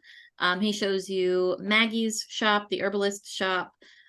He shows you like their open air market. He shows you a couple of stalls for trades from other settlements. So like when the livestock settlement comes, they are at this stall. When the textiles settlement comes, they're at this stall. Here's the place where we kill people and turn them into food. Yeah. Gorik is trying his hardest to take notes like Ixora would want him to do. Okay. roll me intelligence or wisdom check, either one, whichever you prefer. I'll do it with wisdom here. Wisdom. Okay, what is it? What's your total? 20. 20. Yeah, you're able to take pretty decent notes. You imagine they're not going to be quite as detailed as Ixora's would be, but you get the main points, the main info. Some pretty solid notes there. Stupid man still talking about plants. Yeah. Blah, blah, blah. Plant. Plant. Plant good. This plant bitter. This plant tasty. The Thane, he'll take you on a tour of his home. He'll take you on a tour of like the smithy. He takes you. He literally shows you every single nook and cranny of this place. And it all seems wonderful, but there's something tickling the back of Jake's brain, and it's those damn metal trees. Where do you not want to show us? 10 minutes later. Paranoid. 10 minutes later, Ixora, you do see Fiddler as you arrive at the gate. He's just sitting in between two trees, in between the DHD and the Chapa Eye. Yep. Gorik said something about mechanical trees. God, what? Bless his soul. All right, look, I'm getting signals that are very weak from this area. All right, they're coming from Mhm. either tree on either side of the center point between the DHD and the Chapa Eye, right That here. is interesting. Yes. So I was hoping that you could take a look and see if they're really trees or if I need to start looking for the off button. Certainly, I will go up. Hello, tree. And I will start examining to see if it is indeed a tree or mechanical. Pretty much as soon as you touch it, you can tell that this bark does not feel right. Oh, But go ahead and roll me an investigation check. I would love to. I am helping because I've been Okay. sitting there forever. Yes, absolutely. 21. 21 with advantage. That's your Yep. for the help. Okay. Mhm. Yeah, this tree's made out of metal. This is indeed made out of metal. Yep. It's definitely you can Feel for anything like a Yeah. little box, the hinge open control panel or something. yeah, you're able in one of like the grooves of the bark because it looks like a tree Mm-hmm. and like even it doesn't look metallic, but when you touch it, it's like it's too cold. It's even though Okay. it's hot, it's Weird. still like Yes. yeah. Mm-hmm. Even though it's pretty hot outside right now, it's still it's chilly to the touch. Mm-hmm. You imagine that's probably because it has some type of internal cooling. Liquid you are able- cooled. Yeah. You are able to find a access panel that you it doesn't open easily. You do have to kind of there seems to be like some corrosion there, like this has been here Interesting. for a very long time and it's very it is starting to crumble, kind of like starting to break Mhm. down. You are able to pull it open and you do see inner workings that appear to be you would be familiar with it. It looks like it's ancient of some kind. Oh, interesting. But as you're examining it with your 21, you're able to see that it's ancient with Gua'uld influence in it. This Okay. is something that you are pretty certain a Gua'uld has adapted to their device for whatever they need it to do. As for its function, it does not have very much energy. You imagine its power source is pretty much depleted at this point. You imagine that's Okay. why Fiddler's signal was so weak, even though he's basically right next to it. It's still barely reading. You're actually kind of surprised that he even got a reading as far away as the village. You can tell that this was supposed to do because there's not enough energy for it to be fully functional. You can't tell exactly what it does, but you do know that it was some type of scanner. You imagine its function was to scan anytime the Stargate activated. Okay. A scan would happen. You don't know what for, you don't know what the result of that scan would cause, just a scan was supposed to happen when the Stargate activated. And make me an intelligence check. Oh boy, okay. Intelligence. Don't like I'm it. so glad I upped that skill. Level up. Nat 1 doesn't matter. Yeah, nothing's ringing any bells with that. I don't think I got, well, yeah, it's a nat 1, but let me see if I can do anything about it. Not about plants, not about the sky. Yeah, figuring out how things work when it's weird technology is kind of Fiddler's thing. Yeah. It's more so Yep. it's more so to make a connection with something you've heard, kind of thing. Yeah. Yeah, nothing Okay. nothing rings a bell. That is what you get from it. Doesn't. Yeah, D4 wouldn't help me, so doesn't help me with my Eureka point check. All right, yep, no, I'll just relay all this to Fiddler then. All the info Okay. that I've gleaned. Oh well, that's pretty good. It is interesting. This timeline for this tree. I wonder how much energy it consumed and how many times the gate opened. You know that strange Gua'uld symbol we saw on our first mission together. Oh yeah, the guy that was trying to stuff a bug inside of a Jaffa. Yes. I saw a very faint imprint of that symbol inside one of the horticulturist journals that the botanist, the herbalist has. It was their grandmother's handwriting in that section, which leads me to believe that at some point in their history that Gua'uld may have had some influence over the area, or if it was at least present, or had someone present. I mean, for this to be a scanner and for the gold to leave this place alone meant that they wanted it to stay the way it was for a reason. They don't leave resources alone like that. They do not. Or possibly the gold that was associated with this particular or place they were was performing an destroyed. experiment. Mm. Do you know what this was scanning for, particularly? It is hard to say. Perhaps you would have better luck determining its purpose. Its power level is very low, which made it difficult for me to discern anything.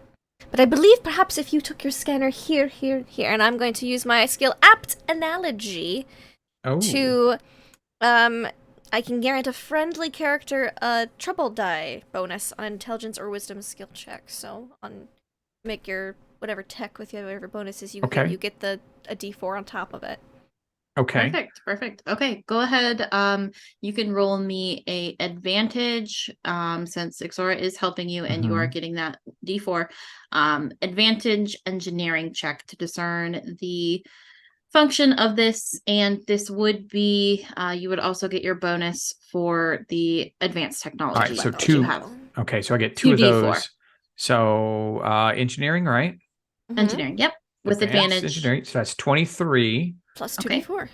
Plus 3 and 3, so that's at 29. Nice. 29. Very nice. Okay. With your scanner, you have the capability to very faintly boost this power. You're able to essentially plug your scanner in. You have, the capability to convert from Tolan to ancient very minimally. Actually, I patch in a different battery for this particular one. Okay. I patch in the battery from my phase device that no one knows that I use. I've got it on me, and I just kind of like patch it in to provide a better power source than what our simple Tauri scanners provide. That's perfect. With that minimal boost in power, you are able to essentially pull up like a diagnostic. And you can tell that this scanner, anytime the Stargate activated, this scanner went off. And if it did not register a particular gene imprint, it would activate a weapon. You are not getting any type of the weapon. You don't have any readings for it. You don't know the based off of the diagnostic that you're getting from the scanner. It seems like the weapon is no longer there. There's no connection to that weapon anymore. It seemed to be a defensive device that when the Stargate activated and somebody stepped through, it would scan their genetic imprint. And if it did not match a particular set, a particular database that is in the tree, it would activate that weapon. Okay. I copy everything. I was going to say, can we copy that database? The genetic copying it all. imprint? Yeah. Yeah. Was I able to see how long it's been since the last time that this system was able to activate and fire its weapon? Yes. So Ixora told you that imprint was from Maggie's grandmother's grandmother. You imagine the next generation down from Maggie's grandmother's grandmother. So was the last time it fired? Yeah. So Maggie's grandmother's mom's generation. Grandmothers. Okay. Great. Yeah. However many. Yeah. Great grandmothers. Just one singular great instead of great. Yeah. So okay. Okay. That makes some sense. Yeah, so one generation down from when the Goa'uld supposedly came. Mm-hmm. Okay. All right. I've got all kinds of information here. It seems like there's a correlation between the imprint of your ring and the next generation, the device that was attached to these trees being no longer Interesting. here. So maybe when that ring bearer left, they took their weapon with them. Perhaps. I wonder what the original design for this was. It's ancient, but it's been Quite corrupted. curious. So Yes, and it does blend in quite nicely with the natural landscape. it really does. It's very nice. It's it's kind of like a combination between the two things we love the most: really crazy technology and trees. Yes.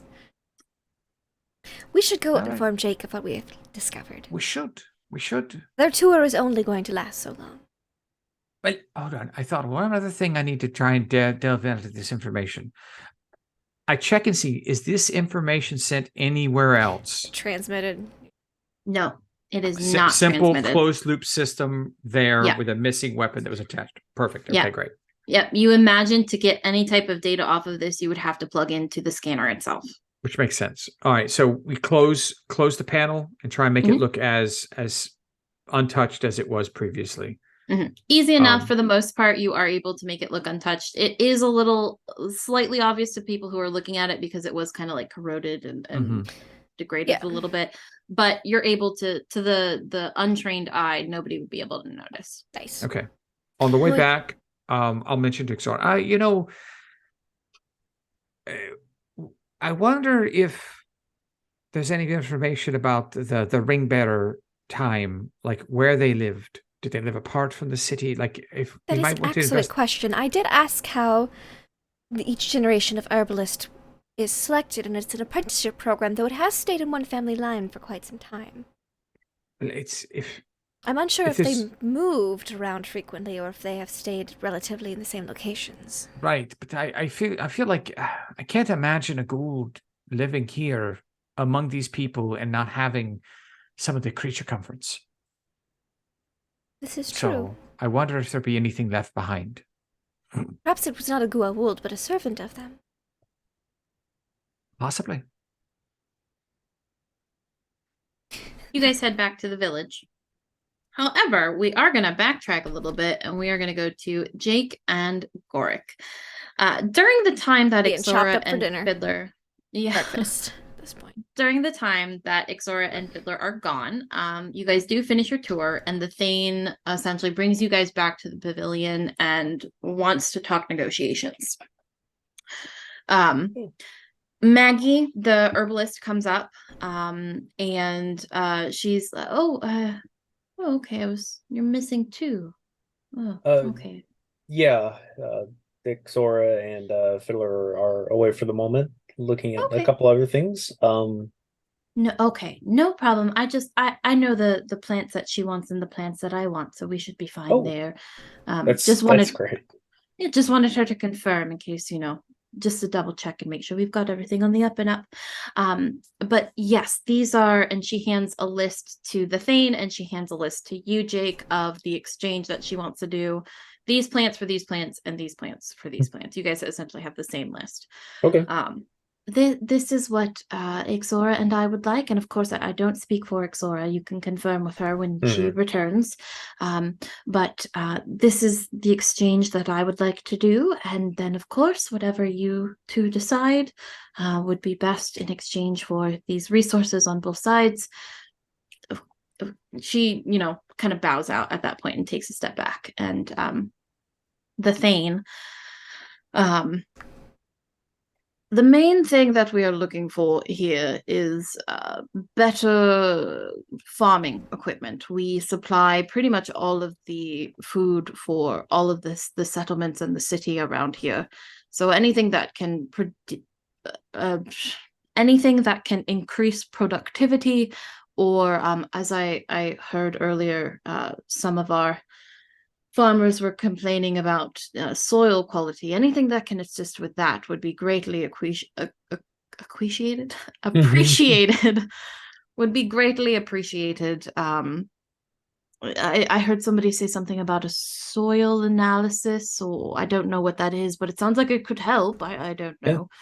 Um, We have technology that could definitely help with your production needs, whether that be increasing volume, probably even have some ways to help with quality of soil control, as you're saying. That's pretty great.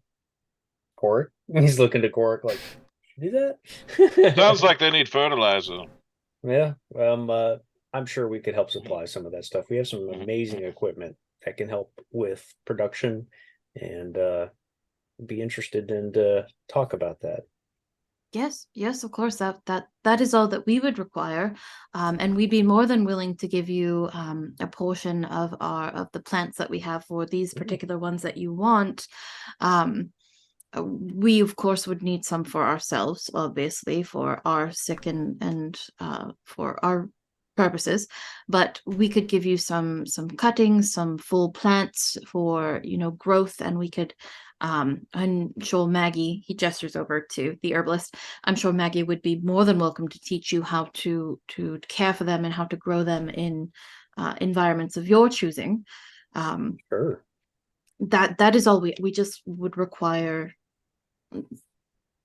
something to help increase productivity and soil quality if able, or just telling us how to do so. You don't even have to do it for us, just give us that knowledge. I think we could probably help on both fronts. I can't guarantee anything until I talk with my superiors, but of course we can easily take all this back with us, and I think that would be very easily done. What is Here's some your plow. need Look for up a chocobo. productivity increase? You feed many settlements around. Yes, we are the main food production for essentially the entire all of the settlements and the city. We have recently had a baby boom. We've had a lot of children born lately. There are a lot more mouths to feed. We've had to expand our fields some. So requests there have been high on us, and it's part of the reason why we had to do an early harvest, but it shouldn't set us back too bad. And he kind of goes off a little bit on like just a verbal tangent of like kind of on his own, and then he gets back on track. But like I said, we have more mouths to feed now. So in the more recent years. That's fine. Any other requests? That is it. We just any help with that would be greatly appreciated. Well, Thane, I think this could be a done deal between our people. Then perfect. Then you're more than welcome to hang about and do what you like, or if you would like to leave, you're more than welcome to speak with your superior and just let us know. And okay. and Maggie has some samples prepared for you for your Ixora to take back for perfect examination on your side, of course. Well, that sounds great. And I think Gorg here has some gifts he'd like to give. Oh yes, fruit gifts. Oh yes, of course. Pull out the chests, like dry ice smoke. Jesus.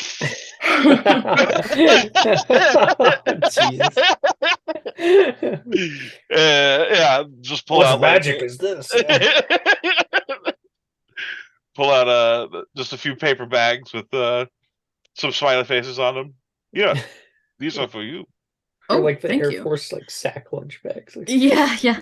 He like kind of like digs Stargate. into it and like pulls out like an orange in this vacuum sealed pack and is a little confused.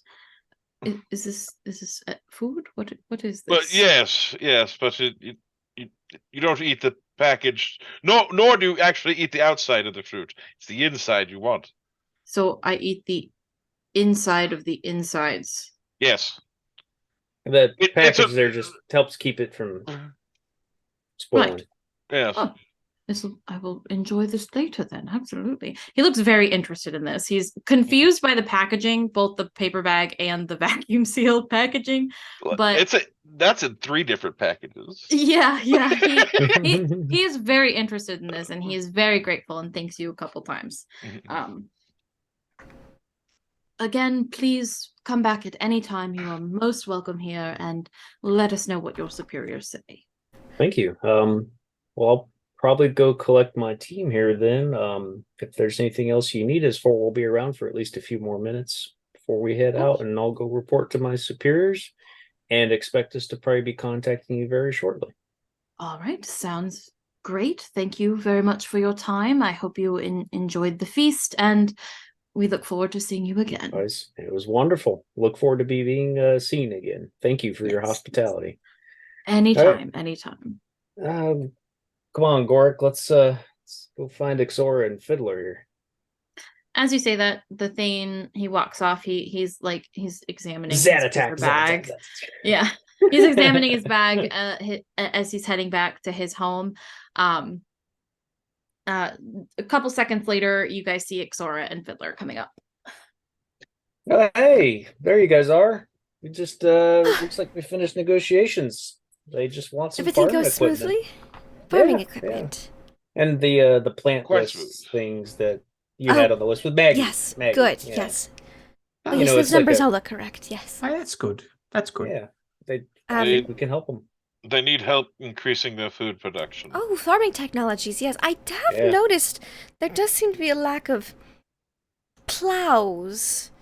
Yeah, they talked about a big baby boom, so we could probably get them like some really big honking machines to just like till fields, you know. Jake, where are they going to get the fuel to Oh, run we'd these supply that, machines? you know, like. Shouldn't they be more self-sufficient? Yeah, you're probably right. Hey, look, Yes, that's not for me to decide, but I was just thinking, you know, you get them Big need combo. that oil. Trust me, Big as an combo. advanced civilization dealing with lessers, you don't give everything away right away, all right? You have to work their way up so they understand, okay? Yes. Yeah, we you're would want to probably overwhelm right. them. Do they have livestock outside of town, perhaps? Well, they mentioned the meat they get is from quite a ways away, but the thing that we had at the feast that tasted like chicken is like some giant bird thing the size of a pony. I would love to see that. Right? I do too. I've never seen such a big chicken. Wait, look. Let's okay. That's great. We accomplished our mission. All right, but the cool I'll thing- submit a request form to come back focus. when we bring the Ixora, plants so that we Ixora, can focus, see the livestock focus, and then perhaps focus. teach them the plowing. Sorry, Ixora. Oh yes. God, we've Sorry. lost her. Hold on. Are you Okay. done? Yes, no, Oh, I got a bit ahead of myself. Gorik was right. The trees were mechanical. Okay, They were scanners that Jake looks around. Nobody's near us, right? Correct. Yeah, you guys are pretty much you're by the pavilion. It's wound down. There's not people here. Everybody seems to have gone home. The sun has set. Okay. He's still listening to Fiddler then. either scanners, and they look for a certain genetic makeup. And if you were not that particular genetic makeup, it was going to fire a great machine or weapon that was going to kill whoever came through the chopper eye. But the weapon's no longer there. Right. Oh, well, But- that solves my first question. It was last fired around the time that, right after the previous. Did Ixora tell you about the imprint thing? I had not had Imprint? time. Oh, please go ahead. Yes, when I was talking with the delightful Maggie, she was showing me her herbalist journals, in which they had many. It's a multi-generational journal, one could say. Many different herbalists over the years have written in there, and there was an imprint of that odd symbol we saw that Gua rolled on our first mission together. An imprint of it on one of the pages from her great grandmother. So the Gould most definitely visited here then. At some point, yes. Perhaps they are the ones who took the weapon. What Did the weapon look Gould design? No. The Influences. trees are ancient, but they have been corrupted by the gold. Interesting. Also, the generation after the imprint Mm. is when the weapon was last fired and then Yes. disappeared.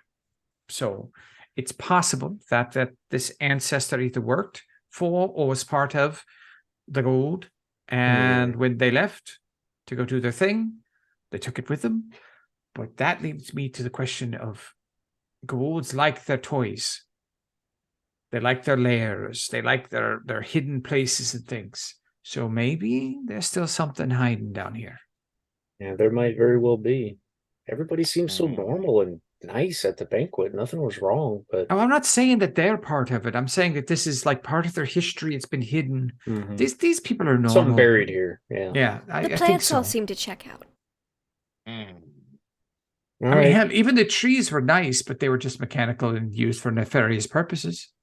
All right. Well, not much else we could do at this point then, unless we want to investigate a little further. If you got nothing else to go on, I think we should go back and report All I to have is command. the imprint of a ring or something in Oh. that journal. You found it at the herbalist? I did. I could ask her about it. Time She to knows check something the about the herbalist. symbol. We should talk to the herbalist. We should talk to your friend. You could say goodbye, and we could ask about. Yes, I should say goodbye, and that I will be All right. returning. But hopefully, I will be investigating her home. And no, we're going to be at her home.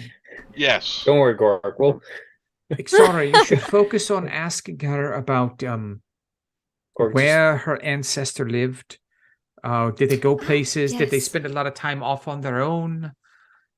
Off in a field or down in a cave, meditating or something? I don't I will see if she knows. It is several generations back. She might not have any idea, but I will ask. I'll make It's worth inquiry. asking. all right. Well, let's go talk to her then. We'll just go all Now that together. the trade on deal this. is concluded. Yeah. Yeah, they seem pretty happy with everything. Let's all go find Maggie's place then and talk to her. So you Exora, guys would head you mind over. doing the talking? Oh, certainly. I can be quite persuasive when I want to be. So you guys head over, and no need to knock. You guys just kind of walk right into the shop.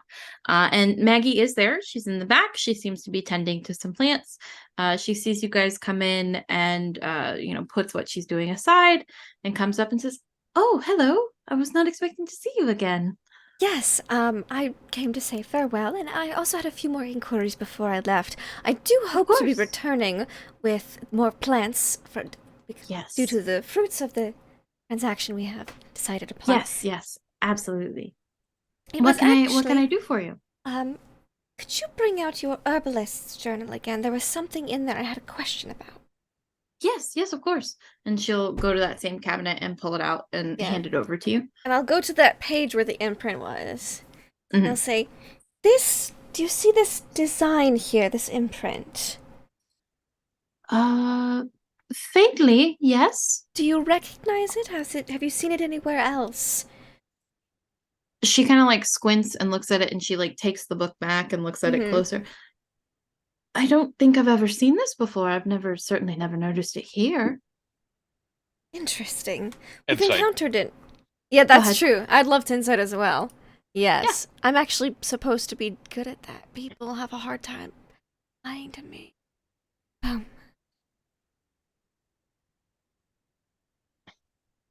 Just an herbalist. Oh, I gain advantage on any insight checks. Okay, 16 to discern lies if she's lying. Yeah, she does not appear to be lying. She's never noticed this before, and she doesn't seem to recognize it from anywhere. Okay. Now, we've seen this symbol elsewhere, and are doing a line of inquiry as to its origins, a bit of archaeology, historical findings, if you will. It of seems that course. your great-great-great-grandmother had a ring or something of this sign. Does she have any places she lived, if not here, or any places she frequented that you know of?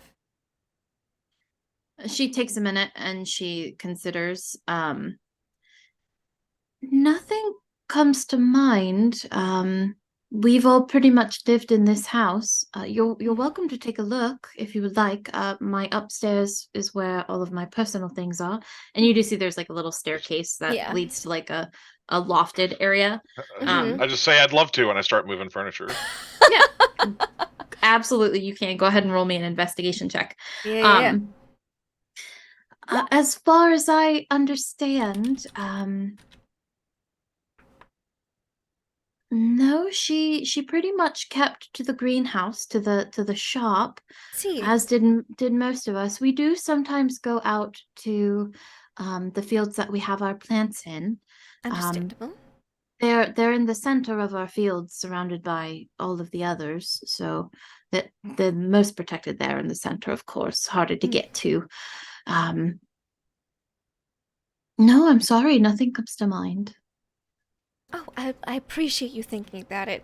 Of course.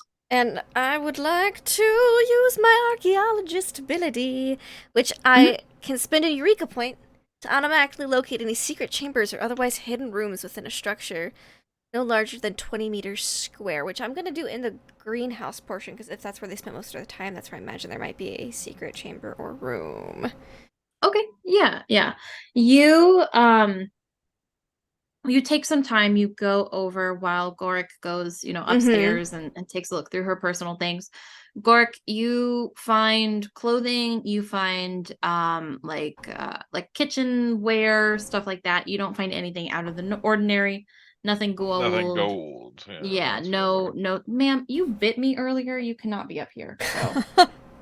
So jumping up on my lap like we're friends Hey, right did you now. forget what happened? I hope so. Yeah, you forget that I bit you earlier and you're bleeding from your thumb. Um, Nothing stands out. Seems to be pretty much, she's has nothing gold in her possession. Like Zora, you go over to the greenhouse area. You do find like a cabinet that was tucked away. It doesn't seem to be like hidden intentionally. It was just kind of out of the way. And when you open it up, there are little seedling packets. Okay. These seem to be the seeds for all the different plants that she has. That's the That's fine. only like unseen thing that you find there. Okay. Nope. Seems to check out then. Must have just been undercover. Cool. Alright then. The only other place would be to let's trap size out into them fields in the middle of the night before we go home. But yeah. Maybe there's a reason they don't plow the fields. Dun dun dun. Because that's where they keep all the dead bodies that they use for the Soylent Green. Those Use aren't fertilizer. not chocobos. Alrighty. Anything else you guys would like to Just say goodbye. You know, Yeah. nice. Okay. I hope see you again soon. Hopefully, Yeah. go out. Yeah. Go. Yeah, bring back- absolutely. We'll bring back gifts you need next time. It'll be great. Yeah, Yeah. she's very, I like tell her what like the plant specifications that she'll probably need to make space for, so she can be prepared for when we do come back. Yeah. Yeah, absolutely. And she says, thank you again for, agreeing to negotiate with us. It was a pleasure talking to you, Ixora. Do come back at any time. She's very, very welcoming, very pleasant with her goodbyes. Is there anything else y'all would like to do in the village before you head back to Stargate Phoenix Command? I'm good. Nope, I think we're good. Nope. I think we I need just to go report back. some findings. Yep. Okay. All right. Ixora's So already then- writing her mission report as we walk back to the gate. As you walk, yeah. So It's- then easy enough, takes you guys 20-25 minutes to get back to the gate. Plenty of time to write a Gork, mission report. yes, exactly. Gork, do you collect your camera or do you leave it? Ooh. if that comes up, I'd ask Gork to leave it. I want to make sure it's well hidden. Mhm. Okay, Yeah. yeah, absolutely. Go ahead and roll me a survival check. Don't you can have retrieve an it when we come ability? back. You have an ability Yeah. where you can make it like more sneaky. You can Take a apply short that. rest. Advantage. Yeah. on it, Yeah. So, but 22. 22. Nice. 22. Yes, you are able to place the camera in one of the trees. You actually place it on one of the mechanical trees. And you're able to put some Nice. like foliage around it so you cannot see it unless you know it's there. And you have a very good angle of the Stargate and who might be coming in and out of it, as well as, some of the road to the village too.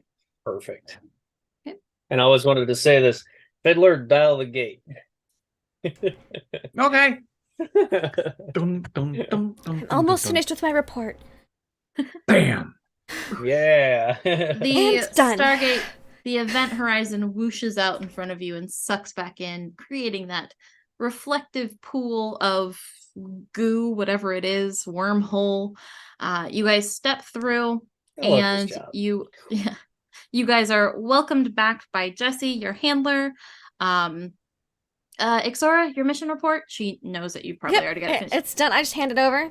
Yeah. Yep, it's finished. Perfect. I Well, actually have a thank you. good one to put together. Oh, okay, yeah. It's not done absolutely. yet because I'm me. She checks her watch. It's probably it's Like the only late one who afternoon. finishes it before we get back. Mhm. Yeah. It's like early afternoon back at Phoenix Command. It's a little bit jarring going from well, no, it's not, because you guys are underground. You guys can't tell. But they will have you, of course, you guys will have to write up your report. And then Jesse does take you guys back up to the conference room for a debrief. Ixora has also submitted a formal request to be put on whatever group comes back through next to investigate the livestock scenario and to implement, the plant swap. And absolutely. And Jesse will file that away and get that squared away with administrative. General lawyer essentially okays all of their demands. He is already putting together a team to give them blueprints to farming devices, give them like the best way to create fertilizer and soil, growth. How to compost 101. Basically, he's got a team that's getting that together for them.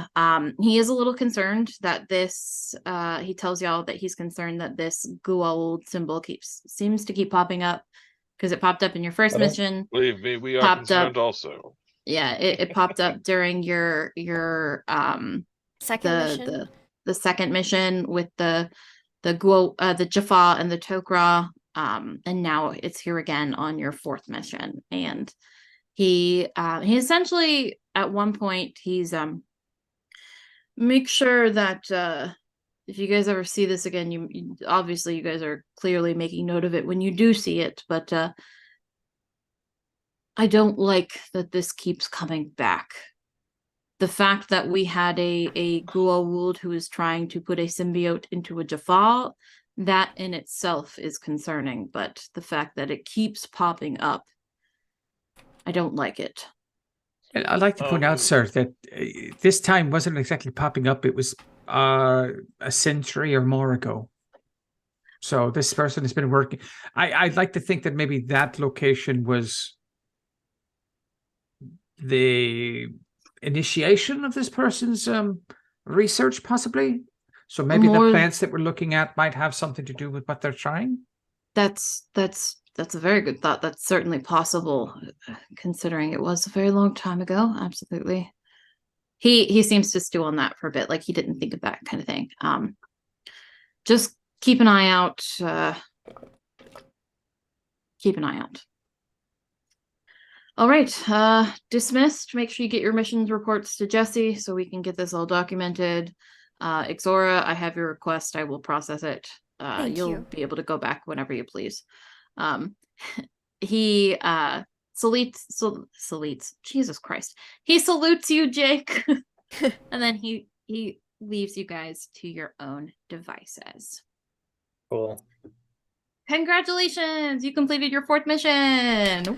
Yay! And we didn't shoot anyone nor get shot at. That's great. Exactly. Or set off any terrible traps that almost kill you.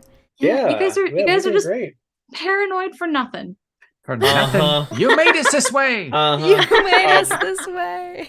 That's very true. Yes, I did. I take full responsibility. All right. So I feel like if a Stargate team isn't paranoid, they die. Yeah, so there's something wrong. We're just doing our best here at Stargate Phoenix.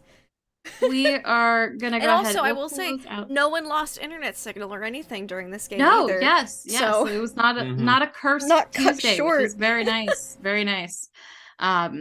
So yes, we will go ahead. We will go around. We will tell us who you are, what your favorite part was, where we can find you, things like that. I'll start, and then I will hand it over to Lindy. I am Nuggetosaurus. You can find me here on Mondays playing a bard in our Mondays in Exandria game set in the Call of the Netherdeep campaign for Critical Role that we're doing right now. I'm the DM here, or excuse me, the GM, the Gate Master here on Tuesdays. And then I also play as a replicant in our occasional Aliens game, which we might be playing here soon, hopefully. My favorite part was how paranoid you guys were. The fact that I kept telling you there's no red flags here, guys. There's no red flags, and that in itself was what made you guys paranoid. I love it. I'm here for it.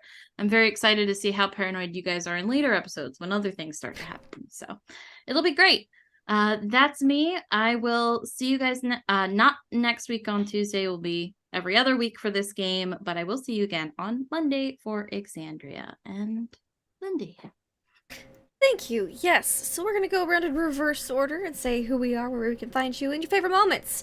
Jake Miller, how was tonight for you? Jake was great. I'm fraught with paranoia, thinking that something is going to happen. I've seen enough of the Stargate episodes. I played enough with you guys that I'm like, nope, something's coming. It's going to bite us in the ass when we least expect it. Maybe the food they're going to give us is going to be like, quick aging food, or give you like, I don't know, severe aneurysms. Who knows? Anyways, favorite part of the night. I like the mystery of finding the metal trees. Like, just that's like, ooh, here it goes. My spider sense tingling, and then nothing. At least, but I like the mystery that deepens with it, and I liked everybody just having fun. So, thanks. Thank you. Gorik, how was tonight for you? Pretty good. Yes, I just want to end the episode on one last thing here that Gorik is doing. Please. Yes. Gorik goes over to a map of the galaxy and starts circling the planets we found this guy at. Yes. Absolutely. Then he's going to make a big circle around that. Perfect. I will I'll let you know where exactly you found these and where they are relative in the galaxy. I'll get that for you. Yes, and great episode. Love it. I'm D20 Coup de Grace. You can find me playing here Monday, Tuesday, sometimes on Saturdays. And you can find me playing GTA RP on my channel intermittently. Let's see. Favorite part was probably when I was arguing with Fiddler about going back to the gate, and we both just wanted to go back to the gate. Let's see. Yeah, thanks. And great game. Thank you. Great game indeed. Fiddler, how was tonight's game for you? It was great. Like, I had an absolute wonderful time. Yes, hi, I'm Deception Check. I play Fiddler. He is a Tolan who is absolutely assured in his intelligence and superiority over all other beings because they aren't Tolan. I'm sure he'll find out one day that he is absolutely and completely wrong, just like the Tolans always do. But today is not that day. Favorite parts tonight. Loved arguing with Gorik. It's always fun when those two are trying to do the same thing and are going about it the complete opposite way. Loved finding the tree and working with Ixora. Loved just seeing the paranoia that Jake had the entire time, and love knowing that it's not paranoia when you know they're out to get you. All right, if they really are out to get you, it's not paranoia. So yeah, thanks. Thank you. My favorite moments were when Gorik was just opening all the doors to everyone's houses, trying to find a locked door, and there was none. And then him arriving at the conclusion that since there was no livestock here, that maybe they were eating people, and like checking the farming tools for signs of murder. That tickled me. Giggle snort level tickled me. I thought that was great. I also just loved the paranoia that everyone had. I had it, but I know Ixora didn't, so I was trying to be like, Ixora is just having a great time. Ixora's just having wow plans. This is so great. So good job, Gate Master. You have made us paranoid. Reckon I'm here for it. Can't wait to see what happens in our next mission. Yeah, so thank you all so much for watching, and thank you all so much for playing and GMing. You can find us here on Monday for Mondays in Exandria, the new batch, where we are headed to, which place has a name? Bazozan. Bazozan. Thank you. I keep wanting to say Bathilzar, but I know that's not it at all. So yes, it has Z's and a B, but it's just a lot of different other letters in between. Bazozan. Actually, it's X's, but still. That's right, it is. Yeah, it's fine. Lots of X's. Bazozan. because we're playing Call of the Netherdeep, and it's a very fun campaign, and we are teaming up, traveling with our rivals. That'll be exciting. And then, of course, here not next Tuesday, but the Tuesday after, for our next Stargate Flames of Hope mission, which I'm excited about. So yeah, till next time, thank you all so much for watching. Have fun and play games.